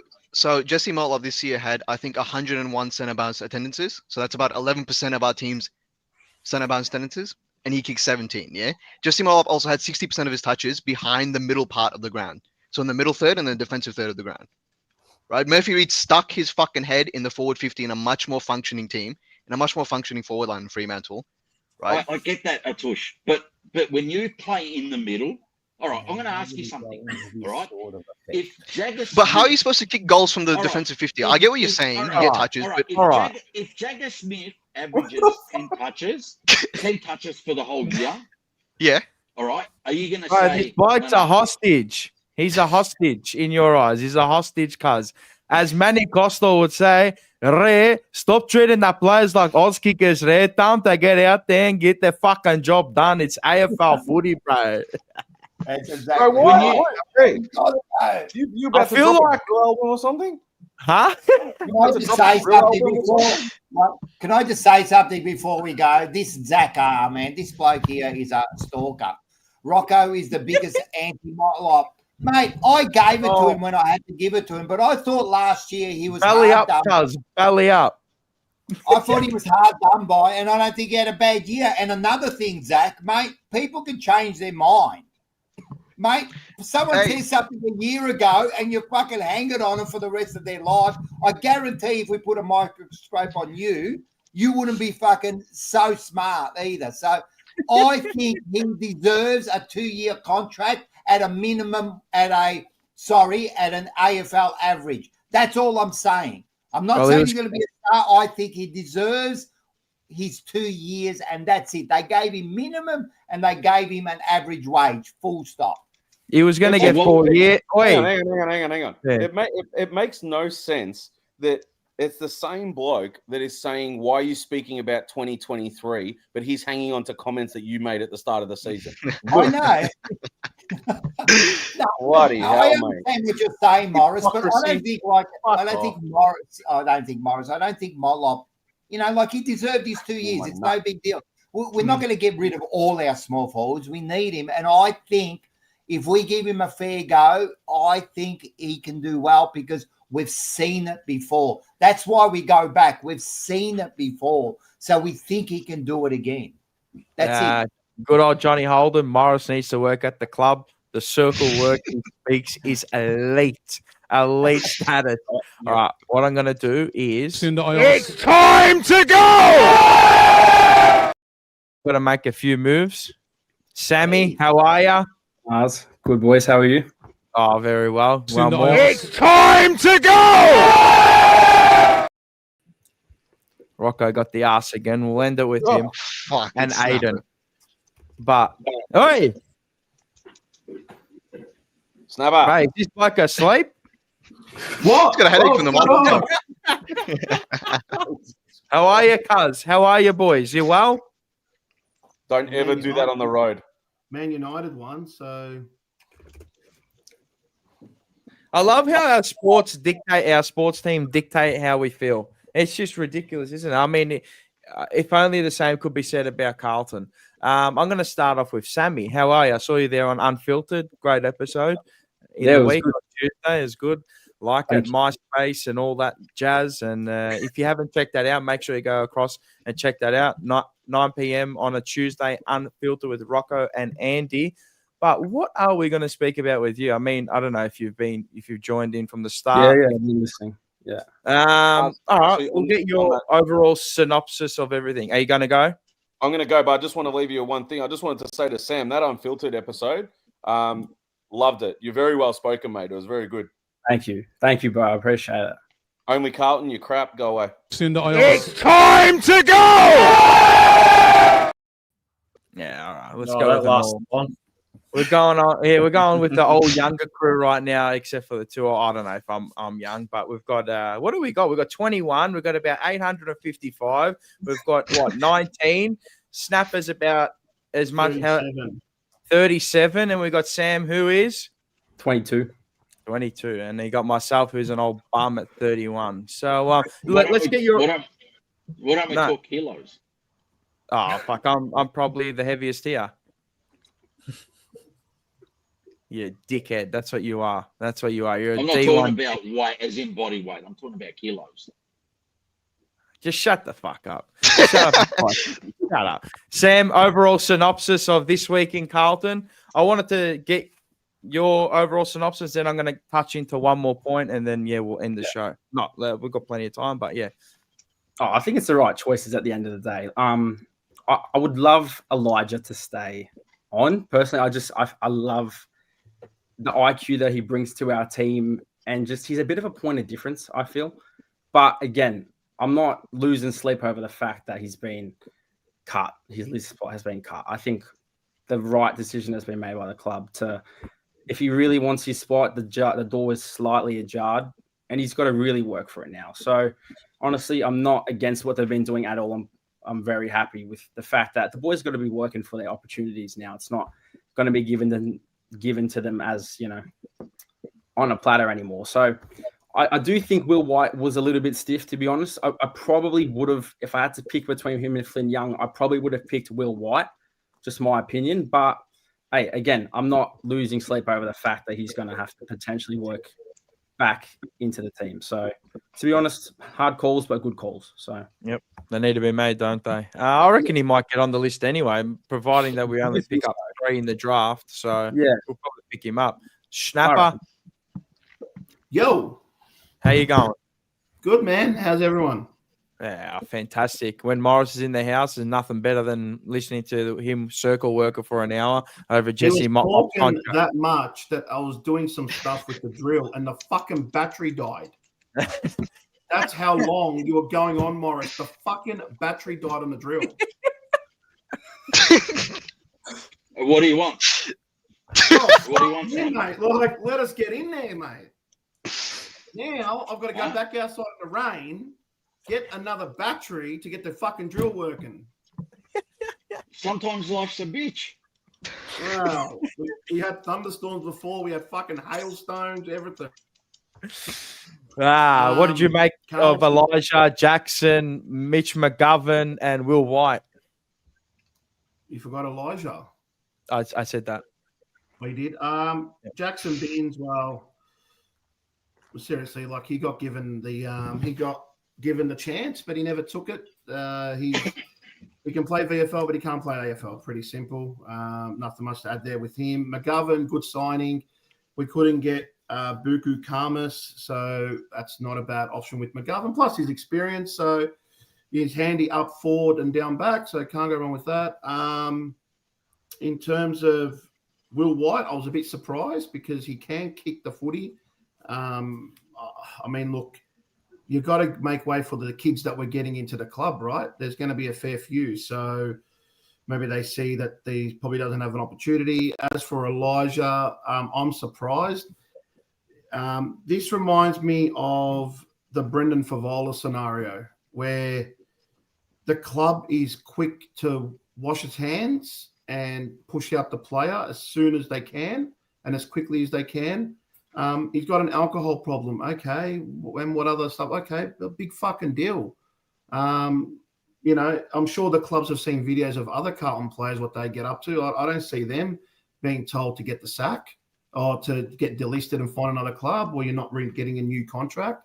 Elijah Hollands is great by foot, great by hands, can play football.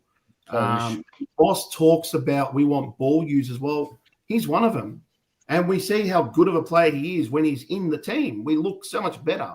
So how about the club fucking help him out with the issues he's got, let him play football because that's what he wants to do, instead of just jumping the gun and going, yeah, well, you know what, you've got a few issues. We're just going to delist you and move you on. No, you don't do that. You help the bloke. Fucking hell, how many footballers have been given so many chances in life? But they have helped him, Snapper. Pardon? They have helped him. Yeah, but how much? But how much? Well, clearly they haven't, because he's still doing the same fucking shit. Some people you can't just help though. They sent him to a rehab, and helping someone with an addiction or a mental like well-being, and that helping them isn't giving them what they want. And like, you just don't say, okay, you know what, we're going to give Elijah a contract and we're going to let him play football. Otherwise, him as a human being, his well-being is going to deteriorate, right? Now, you've got to look at organisation and people, all right? Now, I come from, my workplace is one of the biggest organisations in the country, right? One, they put their people first, all right? But they'll always seed out the bad apples and that, right? Whether it be you move them, you get the chessboard out, right? Now, the one thing that you've got to look at, and what a lot of people don't take into effect as well too, right? Elijah might infiltrate other youngsters, all right, into you know, getting off the bandwagon, or, you know, doing wrong things. And I'm not implicating him to anything, right?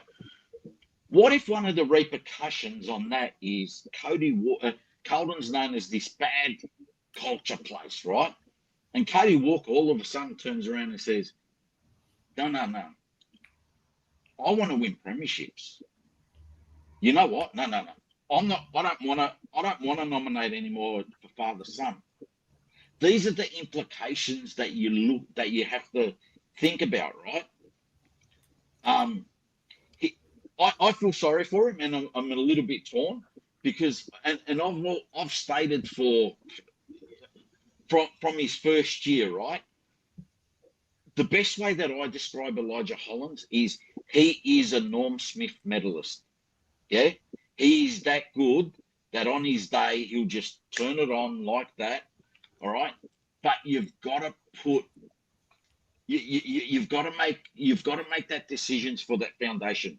Like at the moment now, being a Carlton supporter, and you've got a bit of age on you, I think, Snapper, like myself. All right, we're finally, and I think we can all agree, we've finally got a relief where, like, weight's been lifted off our shoulders in regards to Graham Wright's appointment, Davies' appointment.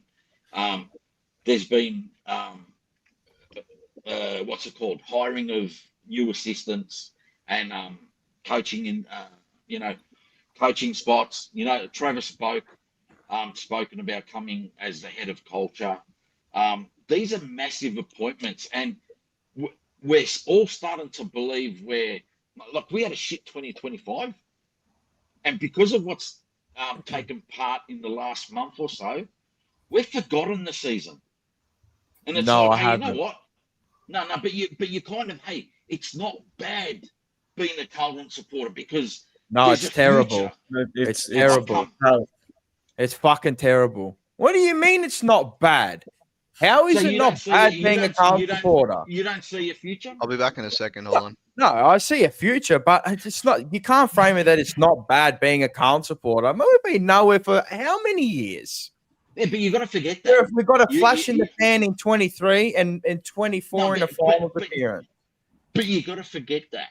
I understand that, but that all comes alongside with you. You can't forget that.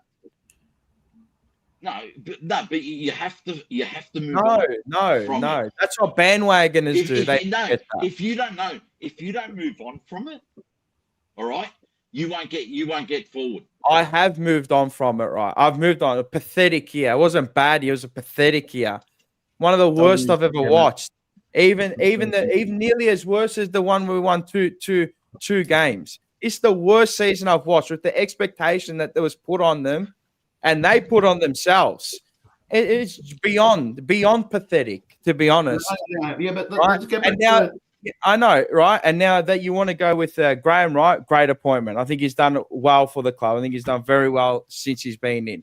Chris Davies, fantastic. Bang. Comes in, shrewd operator, doesn't take no for an answer. He's fucking yes, and that's it, right? But, mate, if they don't get rid of Elijah Hollands, I don't care now. Take the human emotion out of it. Take the sentimental element out of it, because we're going to just do what we did with Sam Doherty. He had cancer. He come back from 45 ACLs, and we were going to keep you on for a year. For what? Tell me for what? Please tell me for what? But no, that's what I'm saying.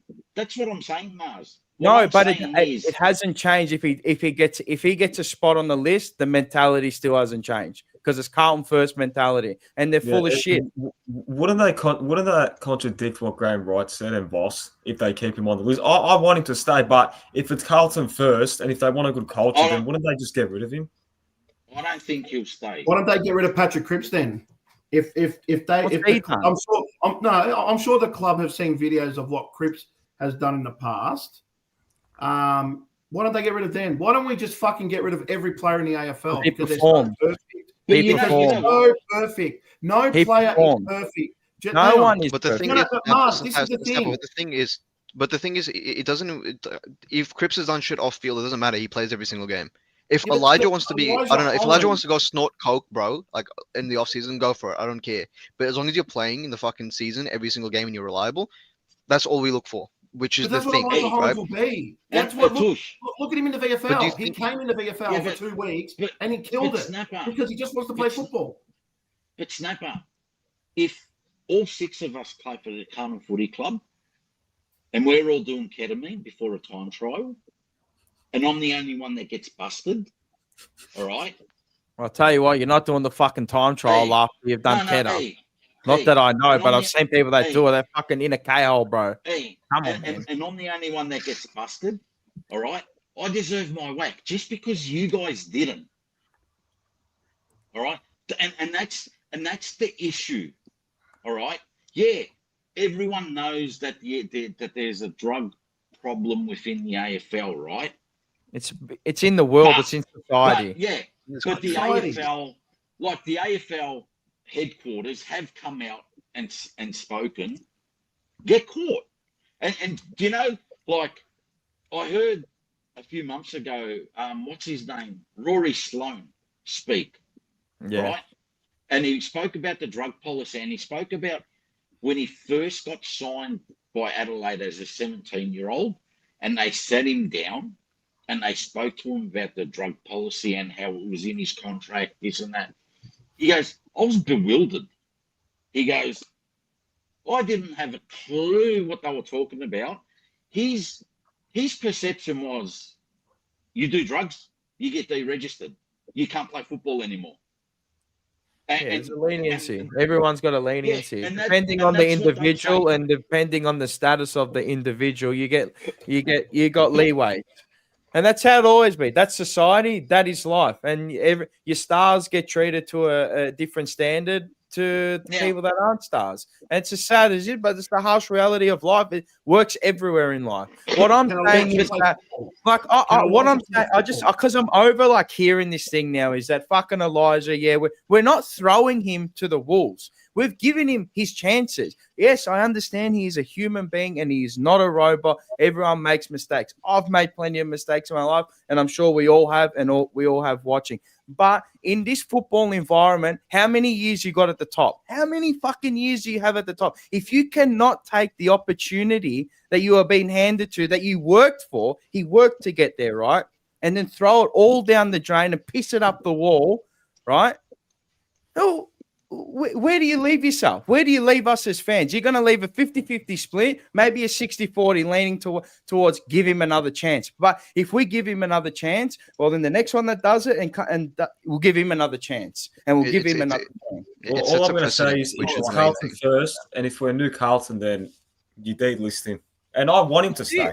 But if I love him as a footballer, trust me, I fucking love him, mate. I might kiss his feet. That year that he had when he came in 2023 was fantastic. No one expected that. No one expected that. And Carlton looking frustrating. Carlton looking after him was not sacking him at the start of the year. All right. Carlton looking after him was sending him to rehab mid-season. All right. Carlton looking after him was getting all the appropriate psychologists and life coaches and all that around him. How much can you put in? How much things can you implement? We've helped him. What more? Yeah, like what more do you want? Mate, I thought the way we handled him at the start of the year was bad, to be honest. So I think we did that terribly. I think we just fed into the wolves, and it's kind of, this is what, like, we didn't protect him as the player, but I think as the season went on, we protected him, and we've protected him now, even as an AFL player, even though he's delisted and not contracted to us anymore, we've still protected him. We gave the opportunity to teams to say, if you want him, come and take him. Mate, we'll give him for nothing. We'll take a 15th round pick if we have to. It doesn't matter. We just want to see him the chance to be on our list again. Train on again. How many chances, mate? Come on. Oh, fucking hell. We're not here forever. By us doing that, doesn't that contradict that we're Carlton first and stuff like that? By us giving him another chance. It depends what you mean by Carlton. What's your definition of Carlton first? Like it's Carlton first, like pissed off the dickheads that have ruined the culture and ruining the culture of the club and everything like that. Like, that's why when they're saying Carlton first, they're doing what's best for Carlton, not the player. Because for so many years, we've seen dickheads like Curnow, the coning, and now Elijah pissing around and shit like that. You got to let them go. That's what my definition of Carlton first means. Yeah. Like, but what's it's best okay for for the club to generate revenue through pokies and cunts committing suicide. I know. So if you want to talk about hang on. If you want to fucking talk about Carlton first, the club can fucking jam it. Because how many times we said that? We've got an alcohol issue, but at the other end, we're happy to take money off the fucking pokies when pricks are fucking pissing money down the pokies for the club to generate revenue. Go home, have a fight with the missus. There's abuse, there's alcohol, suicide. That's fine. But Snapper. a bloke who fucking snorts coke and has a beer, and we're trying to, we're going to get rid of him. Don't fucking give me that. Snapper, but that's the individual's decision to go and play the pokies. No one's forcing him to. No, but the club's happy to take revenues off it. Of course you are. Of course you are. Happy to back a bloke who's got alcohol problems. But we're happy. We have backed him. We've helped him. We backed him last Snapper. The entire last season was us backing him. We got him from Gold Coast. Well, he literally had he had a drug charge. Wasn't he in court at the time that we picked him up? Yeah, he was correct. The first 3 games. Bro, what Hugo Hagan has done in the last year is worse than what Elijah's done. 100%. Yeah, but we are not. Okay, like if you look at Stengel, look at Tyson Stengel when he went to Geelong. Yeah, what he did, it was pretty similar to what Elijah did. I'm pretty sure he also had alcohol problems, whatever, right? Yeah, you think if drugs in the pocket? No, if Stengel you think, got caught, I think buying. All right, it doesn't matter. He did something related to do that, right? You think Geelong would have given him another chance if he fucked up there? No, they would have fucking sacked him, right? Now, Stengel worked out. If Elijah worked out, I'm happy to keep him, but he just hasn't. And it's not his first chance. This isn't his first chance. It's not like we haven't backed him in. We already did. Last year was us backing him in. And we are not the club. We are not the club to fix these players. I'm sorry. Our culture is not strong enough to fix players like this. We are not that club. He has turned his life because he's training with the boys. They came back early. They're training. They're getting fit.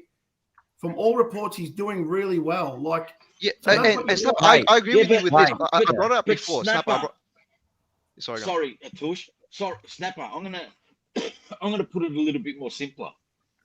Right. So you want to back Elijah Hollands that's been in the door 2 minutes, right? And has done allegedly bad things. All right. What if the reason that the decision was made that when Graham Wright spoke, let's say Graham Wright spoke to people like Cripper, Wiedering, Walsh, Newman, Haynes, like senior bodies, and they all said, this guy's got to go. We saw the playing group implode because of his demeanor and that. Do you give him a chance? If it was a playing group decision? Well, if we're looking at the behaviours of Charlie Curnow, what he's doing Charlie Curnow's gone. He's gone. No. Hang on. If we look at the behaviours of him, and it's coming to life what the type of person he was. Well, the club he was still there, wasn't he, until this year when he wanted to leave. But we clearly see what the type of person he was. He was the cancer at the club. He was the problem. Fucking drinking piss up in Sydney on competitions and all that. Come on, man. That's in the off-season. But yeah, his attitude stunk. You know what's funny, John Holden, is the club never takes accountability for them fucking selves. Ever. Quick to blame. Always the victim, blaming others for their wrongdoings. That's what but Snapper. The club is, hang on. The club is quick to turn on its fucking members when they have a say like we do on the TJP. They're quick to turn on its members and threaten members because we have a voice, we have a say. But the moment they do something wrong, it's okay, is it? So don't fucking tell me that people didn't take accountability for them when the club doesn't even take accountability for themselves. So you're telling me, so then you want to give every single AFL player, let's just talk Carlton, a free license to do whatever you want.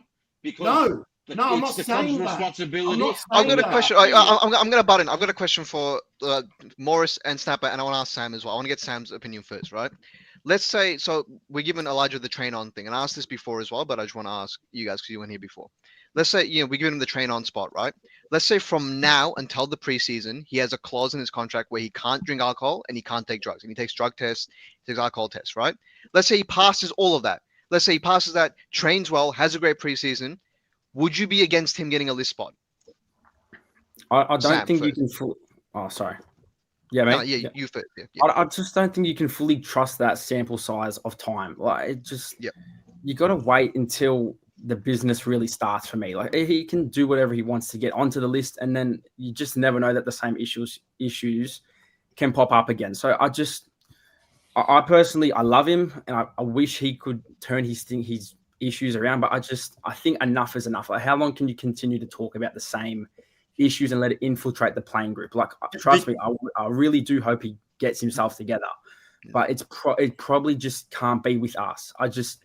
You can't keep letting this continue for this a long, like, it's nearly going to be 2 years since he's joined the club, and he's had issues from the start. I just think it's too long for him to continue to infiltrate the playing group. Because you don't know, like, let's say if he is an angel for preseason, and if we give him that deal, you don't know. But 2 weeks before round one, as Bocek said, we get a statement from Carlton saying Elijah Hollands has he's out indefinitely. Yeah, he's fucked up. Like, you don't know that. Like, do you want that again? I just don't think you can trust that he's gonna. You can't go on the fact that it might happen. That's just me. I think you're going to go on. That's all the sample size. That's all the sample size we have, right? So I mean, the decision will be based off that. It has to be. And I don't think it will happen as well too, because look, I don't know the intricacies of it, but him having a year to run on his contract, all right. So let's say him being delisted. So I don't know. I don't know whether they had to pay him out or not, and he probably would have been on 350, 400K. All right. Now, if they've had to pay him out, let's do a scenario where they've had to pay him out his contract. All right. Let's call it 300, and then you give him that rookie spot and sign him up for about $100,000 plus match payments. You've actually killed your financial books a little bit, all right? Because you could have just kept him on the initial 300, because you've already given him. Does that make sense? So I reckon. Yep. I reckon it's hey, we're going to look after you, blah blah blah. You know what? We're not going to make whatever you did look as bad. All right, you're gone. You're delisted. All right, but we'll give you an opportunity to rework yourself and get yourself, and you can train with us or whatever, right? Yeah, but I wholeheartedly reckon if it's between him and Will White and other like random players that they bring in for their train-on thing. I reckon Elijah will win it anyway, to be honest with you. Well, I really think Elijah at his peak is like our top 5 best players. He proved it last year in that 5-game run. He was phenomenal. Behind Cripps and DeConing, he was unbelievable. It just depends on how much you rate the risk versus reward. And honestly, from my opinion, if that scenario plays out where he's clean all preseason and he has a great, training camp, whatever, I wouldn't be opposed to keeping him. If Graham Wright makes a decision where, he's been clean, whatever, and I get it's not a sample size, whatever. But if we have that list spot available and we don't need it for someone else, you know what I mean? If it's just there between him and Will White, I'm picking Elijah Hollands 10 out of 10 times. I agree. But Atush, what if it was Sam Walsh? Because we all know Sam Walsh is a beast and a professional when it comes to training and his standards and that. What if it was him banging on admin door, coaches' doors? Well, that's the other thing. Yeah, player chemistry. 100. Wait, if that's the case, get him the fuck out. Apparently, Get him the fuck out. I don't know. Apparently, and I'm out of here. Apparently, he's staying with Sam Walsh. I don't know how much truth that is. There's been thrown around accusation. I'm not sure. So take that with a grain of salt. Apparently, he's staying with him. It's going to be an interesting case study to see where this ends up. See where Carlton is. I don't know. Look, you're going to back Graham Wright. Whatever decision they come up with, I'm backing it. It'll be taken into consideration with a whole host of people, not just one person. But at the end of the day, it's a fascinating case. It's actually fascinating. Yeah. Do you reckon what I reckon it'll be? Because it'll be one of the last list spots. Yeah. Well, it will be. Yeah, it will. Right. It'll be.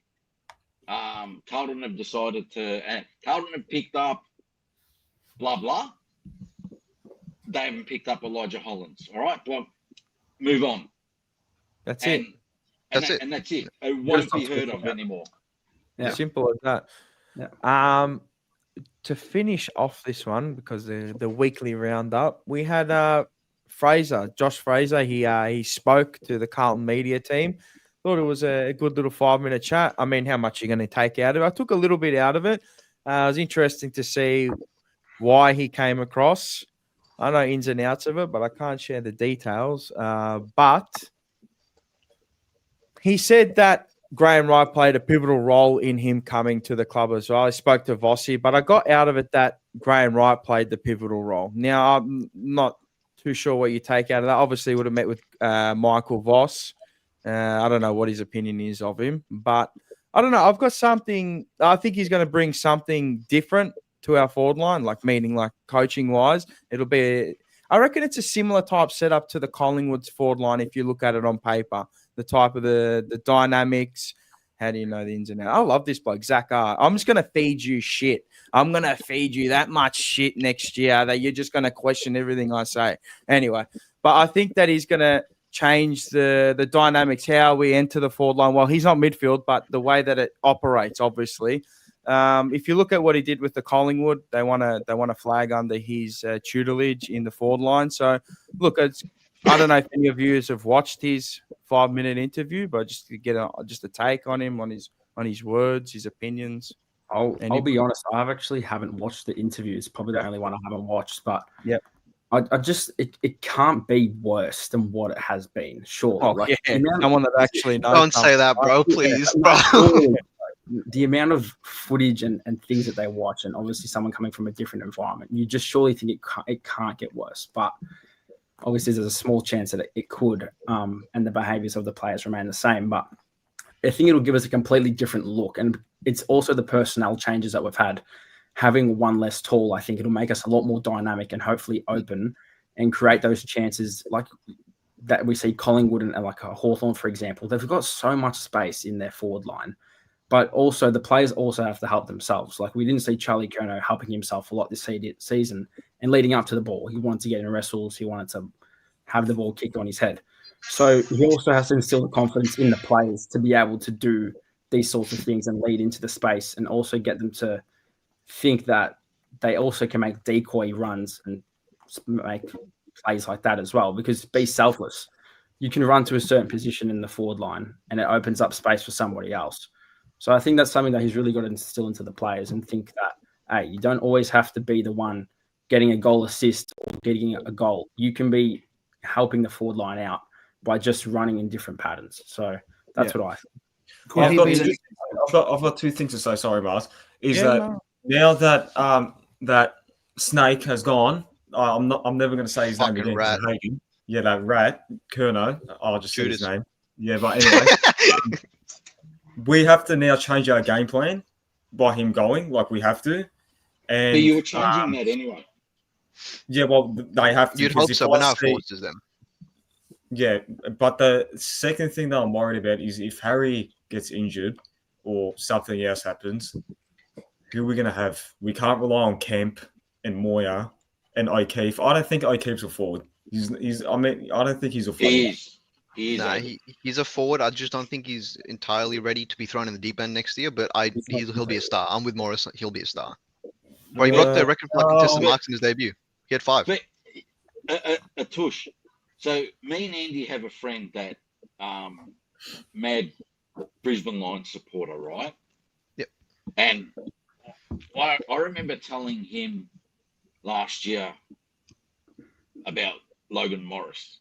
Yep. Right. And I remember telling him, fucking what a gun. You know, like, and he goes, you reckon? And even this year, he goes, at the start of the year, he goes, nah, I don't rate him. He's shit. He's just average. All right. At the end of the year, this guy's, he goes, you're 100% right. He goes, he's an absolute star. The kid's only 19. Yep.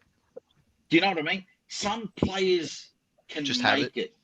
Right? Yeah, that's and not that with O'Keefe, I've been following him, from his debut, not from his inclusion into the club, right? Yeah. The guy's got mongrel. He's got size and he uses his body. He's a fucking long kick as well. But even his debut against Essendon, he took 5 contested that's a marks record. in the forward 50. It's that's an equal. Yeah, but you need to think about who he was playing on. They had no tall back line. It doesn't matter though. But it doesn't matter. You're a first-year player, Aiden. It's your first game. And the other thing as well too, Aiden.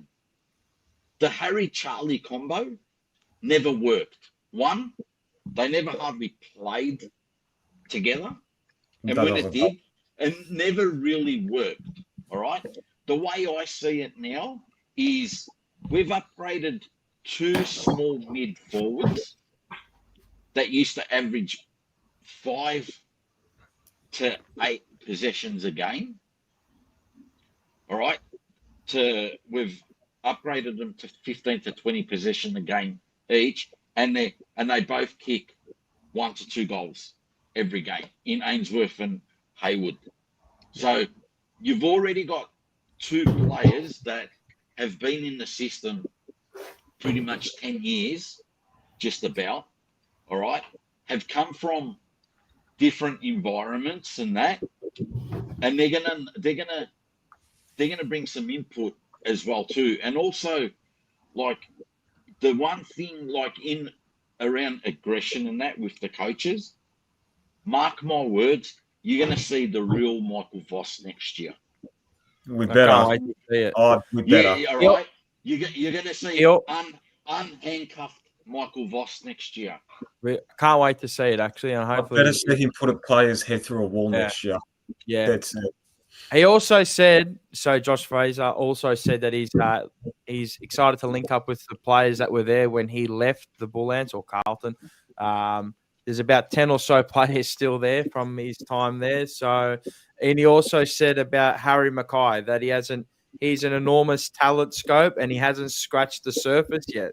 Obviously, probably giving us the full media PR, just trying to woo the fans and all that and trying to get the glaze happening. But look, it is going to be interesting. I can't wait to see him. I think that he is a smart operator. He's worked well and he's working his way up through the ranks. So, look, I think that he could maybe one day, could he become a head coach? Maybe, I don't know. I don't know the credentials. I don't know people, how they rate him or not. But I think, has he left the sinking ship at Collingwood? Has Graham Wright and Fraser luring him across maybe he's jumped off the sinking ship because they look absolutely cooked now with the playing list that they have, and just getting. I think Pendlebury just a 400 the games record, 500 games, whatever he wants. But yeah, no, I think it's going to be interesting with him. I don't know how it changes. I hope it changes. We all hope it changes. It has to change. I agree. I will see where we're at after round 1. That will tell me a lot. I swear, I'm not kidding. The way that we play, if we win or lose, that will tell me everything about the year. It's going to be a very up and down year. It's going to be volatile again, I think. Consistency, whether we get it or not, I don't know.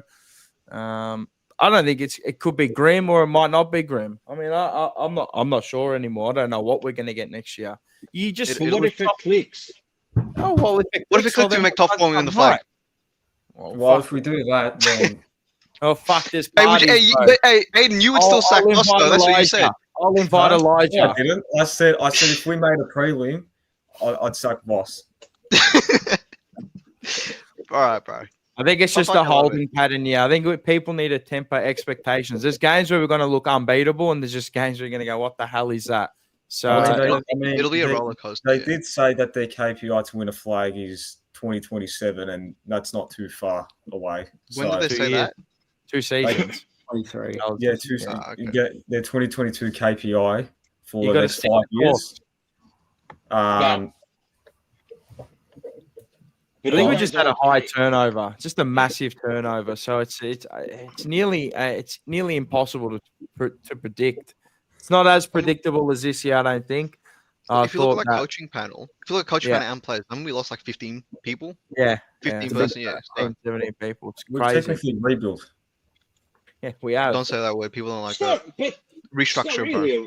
But how's it a rebuild? It's not a rebuild. We're not rebuilding. Like, people relax. We're not rebuilding. I think we're going through like a little mini transition. I think next year it will be like bad as this year. And I think after 2026, 2027 and beyond, that will be fine, because if you take into account the players that we might get that are in free agency, like Butters and Humphrey, if we can land one of those two and get Walker, and I think because all the players will probably gel together very smoothly, probably midway to end of next year, I think 2027 to beyond that will be fine. I'm not saying that we're going to win the flag and make top 4, but I think we'll be in good stead, to be honest. I can't say next year.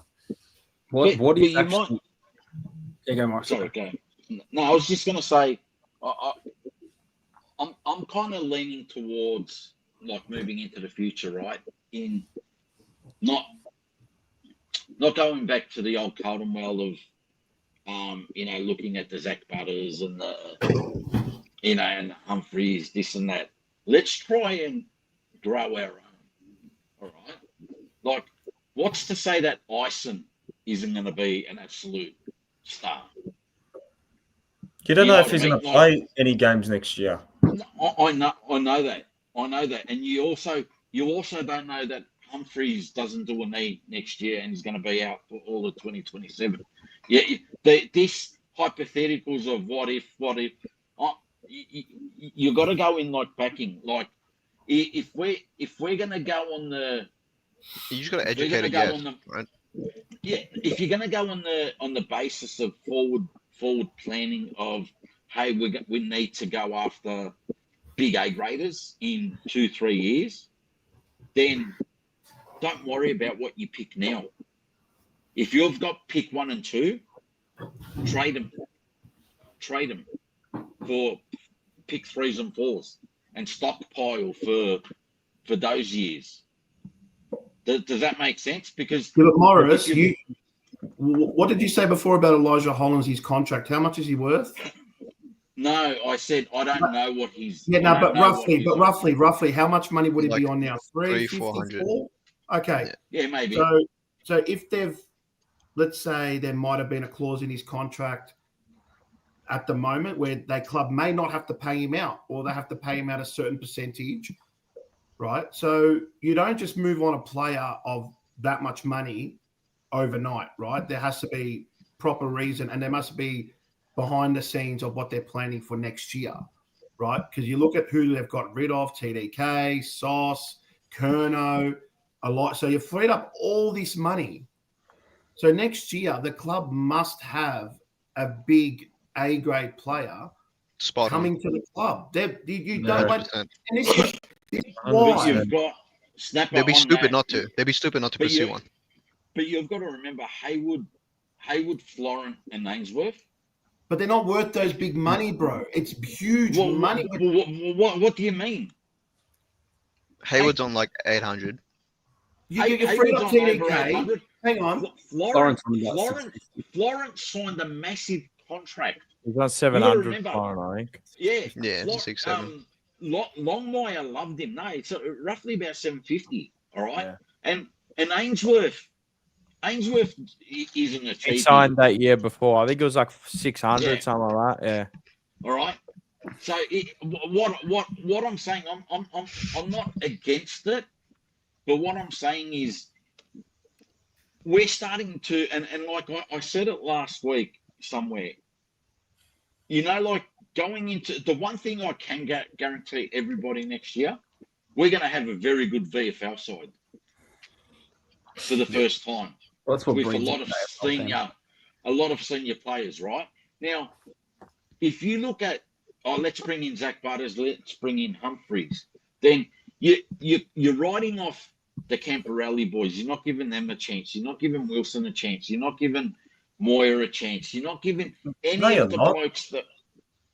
You're not, because those two players play, like, Ben's the only player out of the players that you just mentioned that position. What I'm saying is, if you go and target, like, let's say if you go and target, like, let's say if we go and target a tall back, all right? If we go and target a tall back, then why would we throw all our eggs in the basket for Harry Dean? If we're going to look at getting someone that's a 24-year-old, you know, in free agency next year. You said Moyer won't play. Moyer will be in the starting 23, whatever it is, 24. I've got Moyer in my starting 23. No, I didn't say he won't play. I didn't say he won't. Does he have to be there? Everyone has to be. No, he has to. I don't think Moyer needs to be there. No, he has to, bros. Based off like position or based off like his form? Like he's good, or you think we need based off his position and what he can do, and he showed it at the back end of the year that he can take a grab, he can kick left, right, not an He's issue. Playing every game next year. Who would you play him over? Who would you play him over? Would you play him over Hayward? He'll blow up in terms of like fitness, but it's going to happen to the young kids, right? But the last thing you want to do is to leave a player like Moyer on the fringe, and then they fuck off the following year to another club, and they absolutely don't. He can play football. We've all seen it. So I understand. There's Motlop. There's going to be Williams. There's going to be Fogarty. There's going to be Haywood. I get that, but Moyer, what he can do and how he plays. I mean, seriously, he was beating a bloke taller than him one-on-one and out-muscling him. He's got the body to do it, and he can kick. And so I agree with you. 4 goals against Melbourne for no reason against Stephen. Cambriali boys, I don't know. The jury's still out there. Billy Wilson, the same. But the thing is, we've got to give the kids an absolute crack. And the best logic I can look at right now is Melbourne City won the grand final last year off the back of playing the academy kids that have come through the academy, and they absolutely obliterated the competition. So you don't know what these kids can do until you blood them. That's what I'm saying. Give them, but like, hang on, Maurice. Sorry. Not play them 1 or 2 weeks like what they did with Cambriali this year. Keep him in there for a month, 4 or 5 games, and then make a prediction. Don't go, oh, we're going to play you for 2 weeks and then we're going to drop you and never see you again. And then the members are questioning, where the fuck is this player? Like, he played well in the first 2 weeks. Why drop him? No, persist with them. And if we persist with the kids, we will be unbelievable moving on, not next year, but 27, 28, 29. Because Gold Coast, Tasmania, if they do come, because at the moment they don't have a stadium, so no stadium, no team. But if they do come, the first thing they're going to do is going to come to the clubs that have young talent, like Carlton, like Gold Coast, like GWS, and all that, and sniff around and give the money to get them out of there to go there. So we've got to play the young kids. It's interesting. It's going to be interesting. Like you sway one way or do you sway the other way? I mean, at the end of next year as well, you got, how many uncontracted players we've got? If we don't 17. Sam Walsh, the big one, bro. But they're not that big names. No, Sam Walsh is signed. Pen to paper this time. 23 players. So the position of where the playing list is at, it's going to take another turnover. You got Sam Walsh, McGovern, who won't make it, Newman, Piternay, Sard, Zach Williams, who I wouldn't offer another contract to, Nick Haynes, Frankie Evans. You go down, Lewis Young comes off, Fogarty comes off, the Campos, the Lord, Elijah Hollands if they give him a year, Flynn Young, Jordan Boyd, BINNS isn't there. Will White obviously not there. So it's around 20 odd players. So who would you keep out of those players that you just mentioned? Even though we have a whole nother video, bro. Walsh is signed, huh? Williams. No, Williams can go. Williams, I wouldn't even give him another. I wouldn't give him another. Would you give him another year if he kicked like 25 goals this year? Yeah, I wouldn't give him another year. Really? He's not even on like peanuts. Wouldn't give him another year. He wouldn't take peanuts, not him. You're not. What are you going to give him? 100? So he's come up 500 grand. 500? I wouldn't even give him 300. Bro, if he kicks 25 to 30 goals a season, not a chance, bro. 500? 500's the average, bro. Not a chance. Not a chance. I give you. 500's the average. But you know what I want to push to you guys, right? Like in regards, not a chance. 500K for Zach Williams, nah. Yeah, but that's the average, though. Not the Zach Williams right now, but if he goes and kicks 25 to 30 goals next year and plays every game, he's going to be demanding high money. Like, well, that's the thing. We're not paying him high money, but why wouldn't you? Like my forward thinking is like if I talk our midfield. Going into 2026, you've got like Cripper, Hewitt. He'll be 32 next year as well. So Walsh.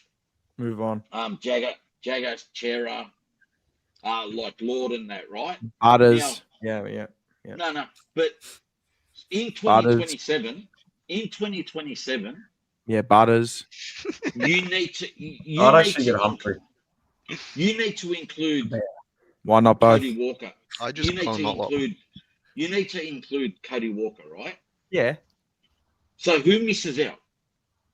Hewitt, Kara. I don't know. Go through the names. Give me a midfield. Give me a midfield. Anything can happen in 2 years there. Anything can happen, bro. Come on. So you guys want people to spray and wipe the window, but you don't want the guys to build the window. You don't want the hard. Hewitt. He won our best and fairest by a country. But in 2 years, he'll be like, what, 30 something, 33. He'll definitely teach Lord and fucking Jagger by Who knows if Lord will even make it? Who knows? We don't know. Isn't Trey out of contract in 2 years at the end of next year? No, we saw him. Like 2030. You know what? Really? 2030. He got 5 years extension. Chera came third. So obviously, I could have came third this year. Yeah, but come on, man. Where did Motlop come? I don't know. Maybe Second. top 10.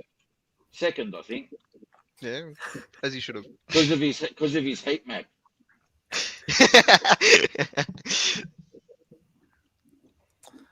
Bro, you need to move on from players like this. You want to include everyone. So you're telling me you wouldn't upgrade Hewitt to Butters? I would. Yeah. Look at him thinking. The fact that he has to think brain rot. These players, though, like you're saying that Hewitt needs to stay in the team to teach Jagger, Hewitt, and all this stuff. Like he probably will by then. No, but hang on a minute. When you get told, Sorry, not Hewitt. Butters knocked back an extension at $2 million a year at Port Adelaide. So for you to get Butters to your club, you're paying. Do you really want to swipe the salary cap again? Do you really want to start going down? Do you want to go down that road again? Do you want to win a premiership? Is he gonna win us a premiership? Yes. If you get him in the team, your team just went from, say, at 10th to 14th to almost like a top 4 team with the talent we've got already. Imagine having a midfield that consists of Walsh, Jagger, Walker, and Butters. Like, he's a gun. He's a gun. He's a gun. Zach He's a Butters is gun. one of the most He's a complete gun. midfielders in the competition, by the way. He runs both ways. He's a good like kick. people say that our midfield is slow now. Just wait in 2 years if Butters Hewitt is in 2 years will be 32 years old, and you want him to be your outlet. You want George Hewitt to be your outlet. How old? You want him getting? Come on, Morris, man! You talk fucking cat, bro. You talk out of your ass. I do. Are you telling me you want George Hewitt as your outlet? You want him as the distributor into your forward line 31 times a game? Bro, I don't care what your age is, yeah. How old's Chris in 2 years? Cripps is around the same thing. If I speak, I'm in big trouble. He's 32, 33. So there you go. So all of a sudden, Cripps and Hewitt, you can't rely on them anymore. Well, I think Cripps you chuck in the forward line, but Hewitt's just a midfielder. I don't think you can do anything with him when he's older. Look at it! Look at this bloke, Mars. You were saying 2 years ago you wanted Petrarca, the bloke, the Norse medalist, and the game. Wait, did you see what he did to us in the rain? He pulled our pants down and give us apple pistol for 2.5 quarters, bro. Come on, he bro. got me kicked out of that game. Literally front row seat watching that. I'm like, fuck me, this. Come on, bro. If you can't, if you're telling me you'd rather George Hewitt over Zach Butters, I'm done. We can't have this combo anymore. I'll end it now. Hang on. Mars thinks George Hewitt is Cristiano Ronaldo. They just keep going Suey. till he's fucking 40, bro. Yeah. No, if you think about it, people say that our midfield is slow now. If you put Butters into our midfield with the players I just mentioned before, we go from slow to fucking lightning quick. And I guarantee you that's with Butters, with Jagger, with Walker, bro. Fuck me, bro. We're gonna win the flag. Like, no, apparently he's not. I swear. Zach. Can I just say? Yeah, no, I honestly, I feel like Zach has top 5 rage baiters of all time. I actually fuck with him. He seems like a cool guy. He does. He probably have a good coffee with him. He probably doesn't drink that. I can't believe you'd rather George Hewitt over Zach Butters. That is absurd. Did you hear what I said? At 32, 33, there's no. Did you hear what I said? There's no argument. You know where sometimes you're all fickle, and you all contradict yourselves. Because how did I contradict myself? 6 months ago, you're talking about our salary cap. Blah blah blah. It's the culture. Yeah, but did you see the players that we had? We pay 6 players, and then everyone else is on lollies. This and that. Zach Butters said no to Port Adelaide, $2 million a year.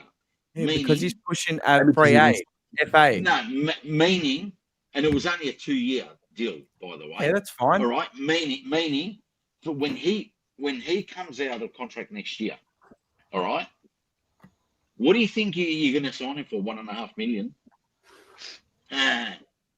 You got to pay. What do you think he's going to sign for 10 mil for over 6 years? You got to pay through the nose, and then after in 3 years' time, when Harry Dean wants a bit of coin, and Cody Walker wants their coin, and the others want their, you've got none. But how much do you think clubs are going to be willing to pay Butters? Not 10 mil over 8 years. 1.5. 1.5 will go. Exactly. If TDK is getting 1.8, maximum. Don't worry about TDK. Don't worry about Wangan and malaria. They're anomalies. They're full anomalies.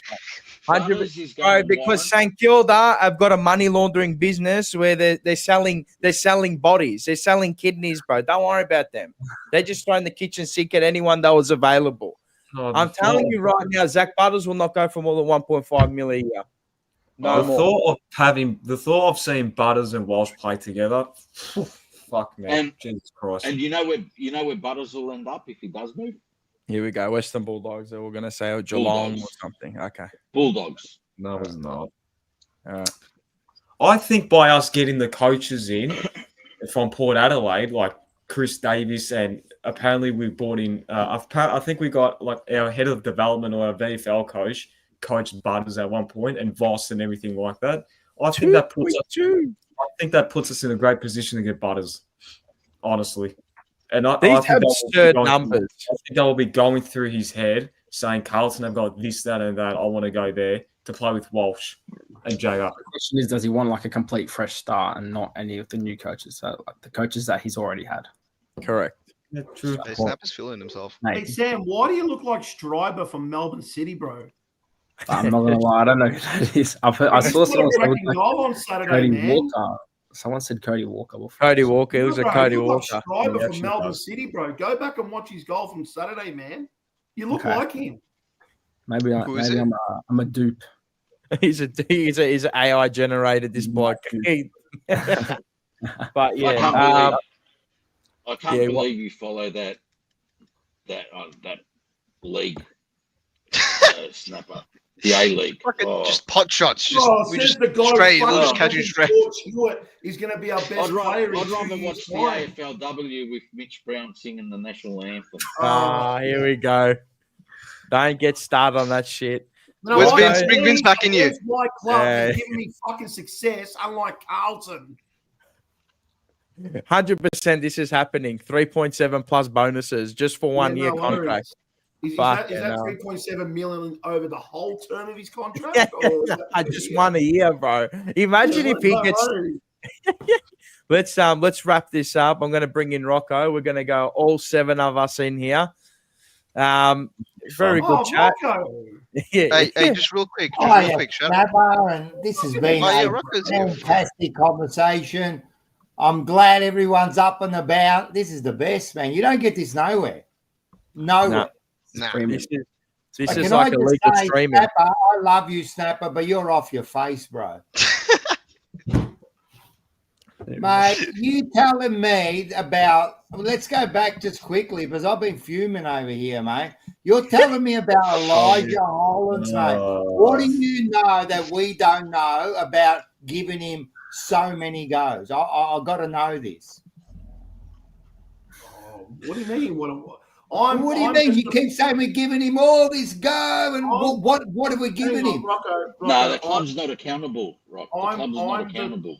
I'm the type of bloke that will give people so many chances. How many do we give them? Like, let's give it a number. Do we give them 10 chances, 5? How many? Rocco, in my life, I give people so many chances, mate. So many. So you just forever. So in other words, so if that's the case, then anyone can just do whatever they want because that's just my chances don't matter anymore. Opinion. The way everyone has theirs, I just have mine.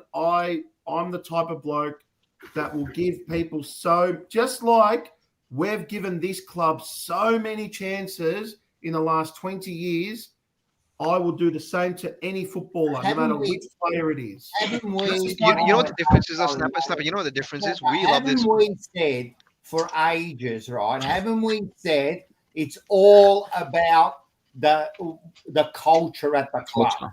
That's our problem, right?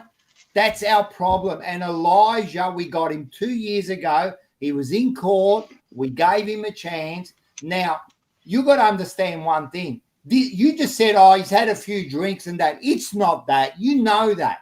It's more than just having a few drinks. And the other thing that's got to make you understand that it's worse than that is no club went for him. Not one club went for him.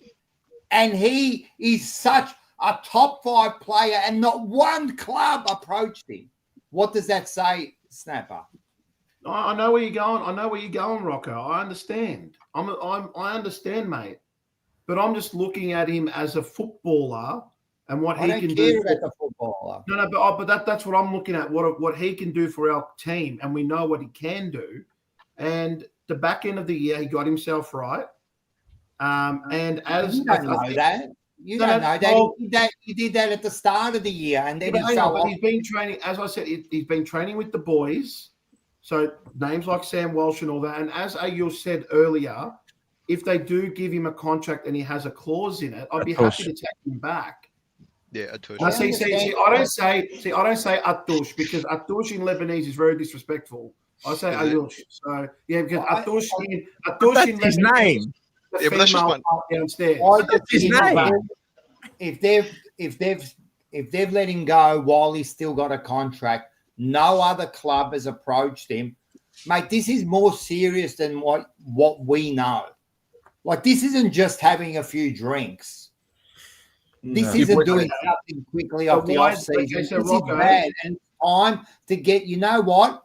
It's time to go, mate. I wish we had that big over the speaker at Princess Park. It's time to go and send him off, mate. And you know what? We'll help him off field, get him all the help he needs, right? But it's 30 years. I'm sick of being a charity to these blokes, man. So why is the club giving him a chance to train in the off season to get a spot list if he's done really bad?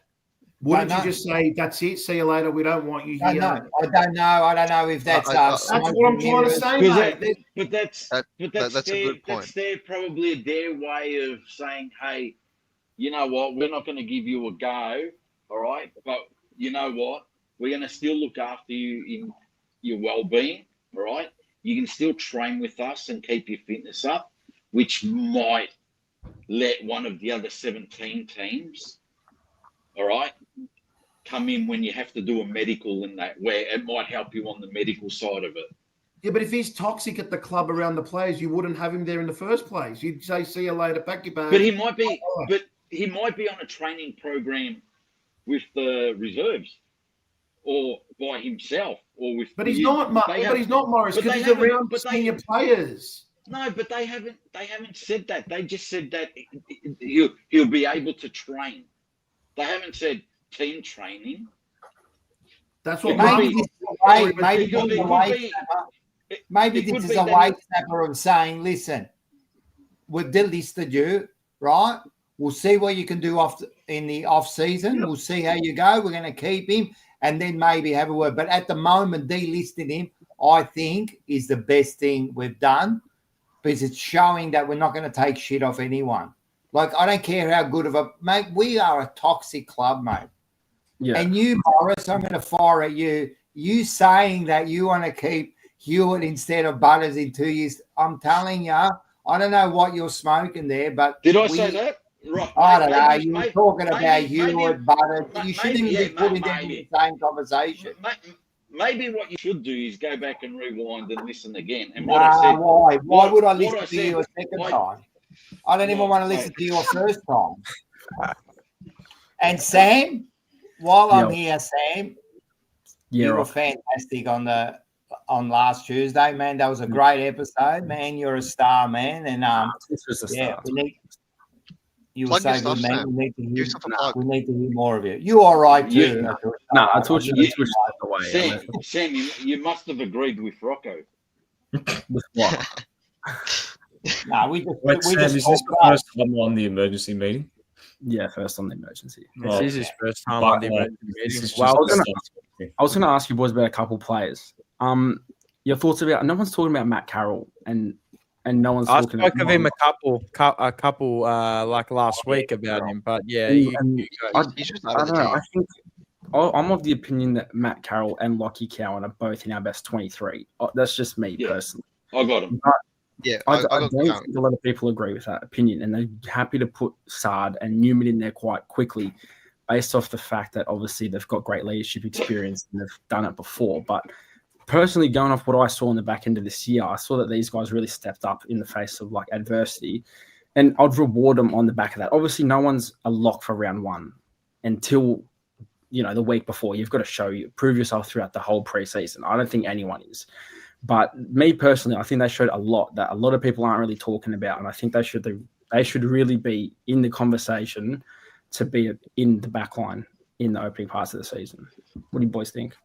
I agree. 100%. You need to move on.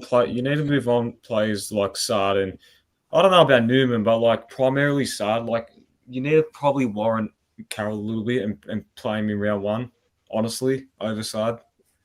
Because my question back to that is, all right, so Newman comes in. You got Newman Sard, right? Because everyone's put Newman straight in, right? Well, he comes straight back in. Right? But you've brought in Ollie Florent and you got Matt Carroll. Yeah. So I got do they? Carroll on the bench. Yeah. Okay. Fair enough. And then does I don't Ollie have starting. Hollands play further up, back on the wing? I think I got so. Ollie Hollands. I got Ollie Hollands on the wing.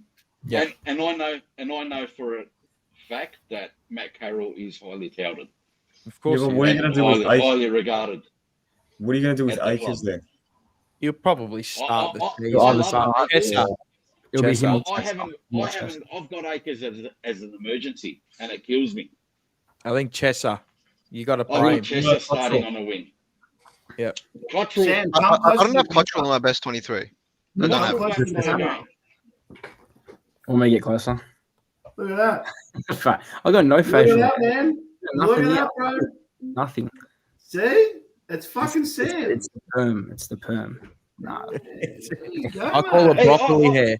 Yeah. I don't know if you guys have mentioned this topic, but what's everyone's take on Captain Carlton?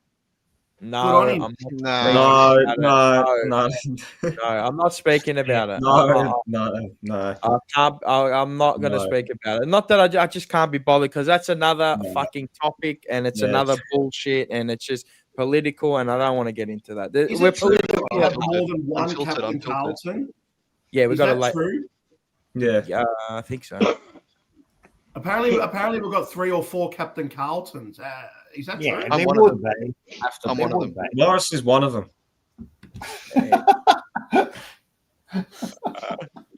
You're risky, Carlton, Aiden. All right, now it's getting off the rails. Hey, Aiden's a minor, bro. You can't say that. Yeah, I'm like 17 years old. Why would you say that for? Who do you think's going to pay Butter's salary? Us, bro. Go fund me. Bro, we got money. Don't worry about it. There'll be 15 players going next year anyway. Anyway, bro, don't worry. Wait, mate, whatever contributes to a flag, I don't give a shit at the end of the day. just give me a flag, bro. Give me minimum one. All right, it's been a good emergency meeting, a good range of topics that we've gone past. There's been a bit of popcorn time for the people out there that want to clip us up and put us and go, look at these dickheads that just speak about Carlton, just like the people viewing. We love the people that are viewing. Make sure you drop a like, drop a dislike, drop a comment in the comments below if you want to join in the general Discord. Make sure you subscribe. I don't know what I want to be the goal by the start of the season, but let's say around 4,000. All right, let's go 4,000. Let's go 4,000 before the start of round 1, 2026. Not 4,000. Let's be realistic. We're not Carlton and unrealistic. We don't set ourselves unrealistic goals that we can't achieve, right? Like top 4 this year. But yeah, make sure you join Unfiltered, Rocco and Andy on a Tuesday night at 9 p.m. What are we talking about this week? All right, I'll tell you. Is it the OnlyFans girl? Is it the Just a OnlyFans little girl I told you about? No, we're going to tell you. We'll tell you. We got the mook coming on, mate. We got the mook, the mysterious moose coming on. Oh, I like it. I like it. That's going to be a good one. Another one. I'm sure people will love that. He opened I'm going to up be waiting in the outside with moose signs. The sign says the moose. I love we you. want more. We want more. The moose is opened up, man. The moose is opened up, man. He's good now. Make sure you check out Glory Hunters, 8 p.m. EPL Big Six. If you want to be a part of it, let me know. Sorry, we had lead judges. We had lead judges on last week, which was a nice surprise. If you in that content world, you would have loved it. And yeah, make sure you check out all the shows. We'll do another weekly roundup of Carlton news with an emergency meeting. If you want to be part, mate, drop us a comment in our comments or down below as well, and I'll drop you a link. Thank you to Dan for jumping on. Everyone else, he says he wants to come back on. He spoke very well, wasn't he? He was part of ABC as a radio host. So, yeah, thank you to Sam Morris again for your beautiful opinions. George Hewitt over Zach Butters. You're dreaming. Aiden, at least we got a half view this week. We weren't full from up like. Aiden, do you wear pants, bro? That's good. A torch turned into only Bocek. We had Henry. We had Schnapper. Who else? We had Rocco. We had fucking Bo. Anyone else we have that I missed? James. Oh, Peter. And we had Peter V. Bluebagger. I can't forget Peter it. With the bobbleheads. If you ever want to see a person eat, unbelievable. I don't know how he eats that much. It's unbelievable. It's Hey, unbelievable. just before you end the show, I've got two things to say. Just Yes, two quick go. things. First of all, shout out Sam and can follow him on the socials. That footy guy. Make sure you check him out. Instagram, TikTok, YouTube. All right, check him out. Another thing, next season will be a roller coaster. But fucking three things in life are certain: death, taxes, and Jesse Motlop being the fucking greatest player of all time. Up the fucking Motlop! Sam, plug yourself again just before we leave. Go. Just that footy guy on all socials, but I'm sure we'll see more of you next year on this channel. I'm sure we will. Only Carlton, plug yourself, you fraud. Only fraud. Go plug yourself. Look at him, he's eating, bro. What is this, man? Let's come on. Trying to go professional and this bloke. Mars, how many subscribers have you got? I don't know. I think 3,200. All right, Love to get it to 4,000. Next year, Northside Transfers will put up a big prize. If we get to 4,000 subscribers, there'll be a $400 cash prize at the end of the year for the best question that was given all year. Okay. Wow. So if we get to 100,000 subscribers, it'll be $1,000 cash prize. Wow. How's that? I'll double down. I'll put 10 grand in. That's 10 if times we get down. 100,000 subscribers, I'm putting in 10 grand too, man. I'll put 10 G's in. Well, that's the pot. $21,000. There you go. 21 grand if we get to 100. I don't know who you're sharing this to, but share it. So if we get to 4K, it'll be 400. If we get to 5K, it'll be 500. Next year, cash prize to whoever gives the best question throughout the whole year from Northside Transfers. Oh, there it is. You heard it here. So let's subscribe. Are you gonna note take every single one of them? Yeah, we always do. We do questions every week, Aiden. If you watch the show, you'd know that. Yeah. Fucking fake fan over here. Yeah, You're banned from emergency meetings. I'm a mod now. I can do that. Aiden, tell them you got a life. Tell them you got a life. Yeah, got priorities, mate. That's all right. But anyway, on that note, we've made nearly another 3-hour episode, which is good. I always love these. What priorities, bro? This bloke was messaging me at 3 o'clock the other day, bro. Talking about You Charlie were Kerner's messaging me until 4. Yeah, but I don't sleep, bro. I don't sleep. I'm up all the time. Hey, So. You know what I mean? Look what again, this Mars. Yes. Mars, you're a shit bloke. I know. A tush, plug your page, Sam, plug your page, blah blah blah. This and Okay. that. Yeah, but Maurice, you're massive. You don't need to plug your Fuck phone. you. I'm gonna put the jumper punch on post approvals on my page. Fuck you. I don't Morris, plug your fucking page, you fucking ball breaker. Go. All right. No, he doesn't want to now. Come on, hurry up. Apparently, you need a mic as well. The one and only Carlton Football Club, the unofficial selection committee. There it is. And what do you do on there? Give him a little rundown of what you do, because this is a long-winded child goodbye.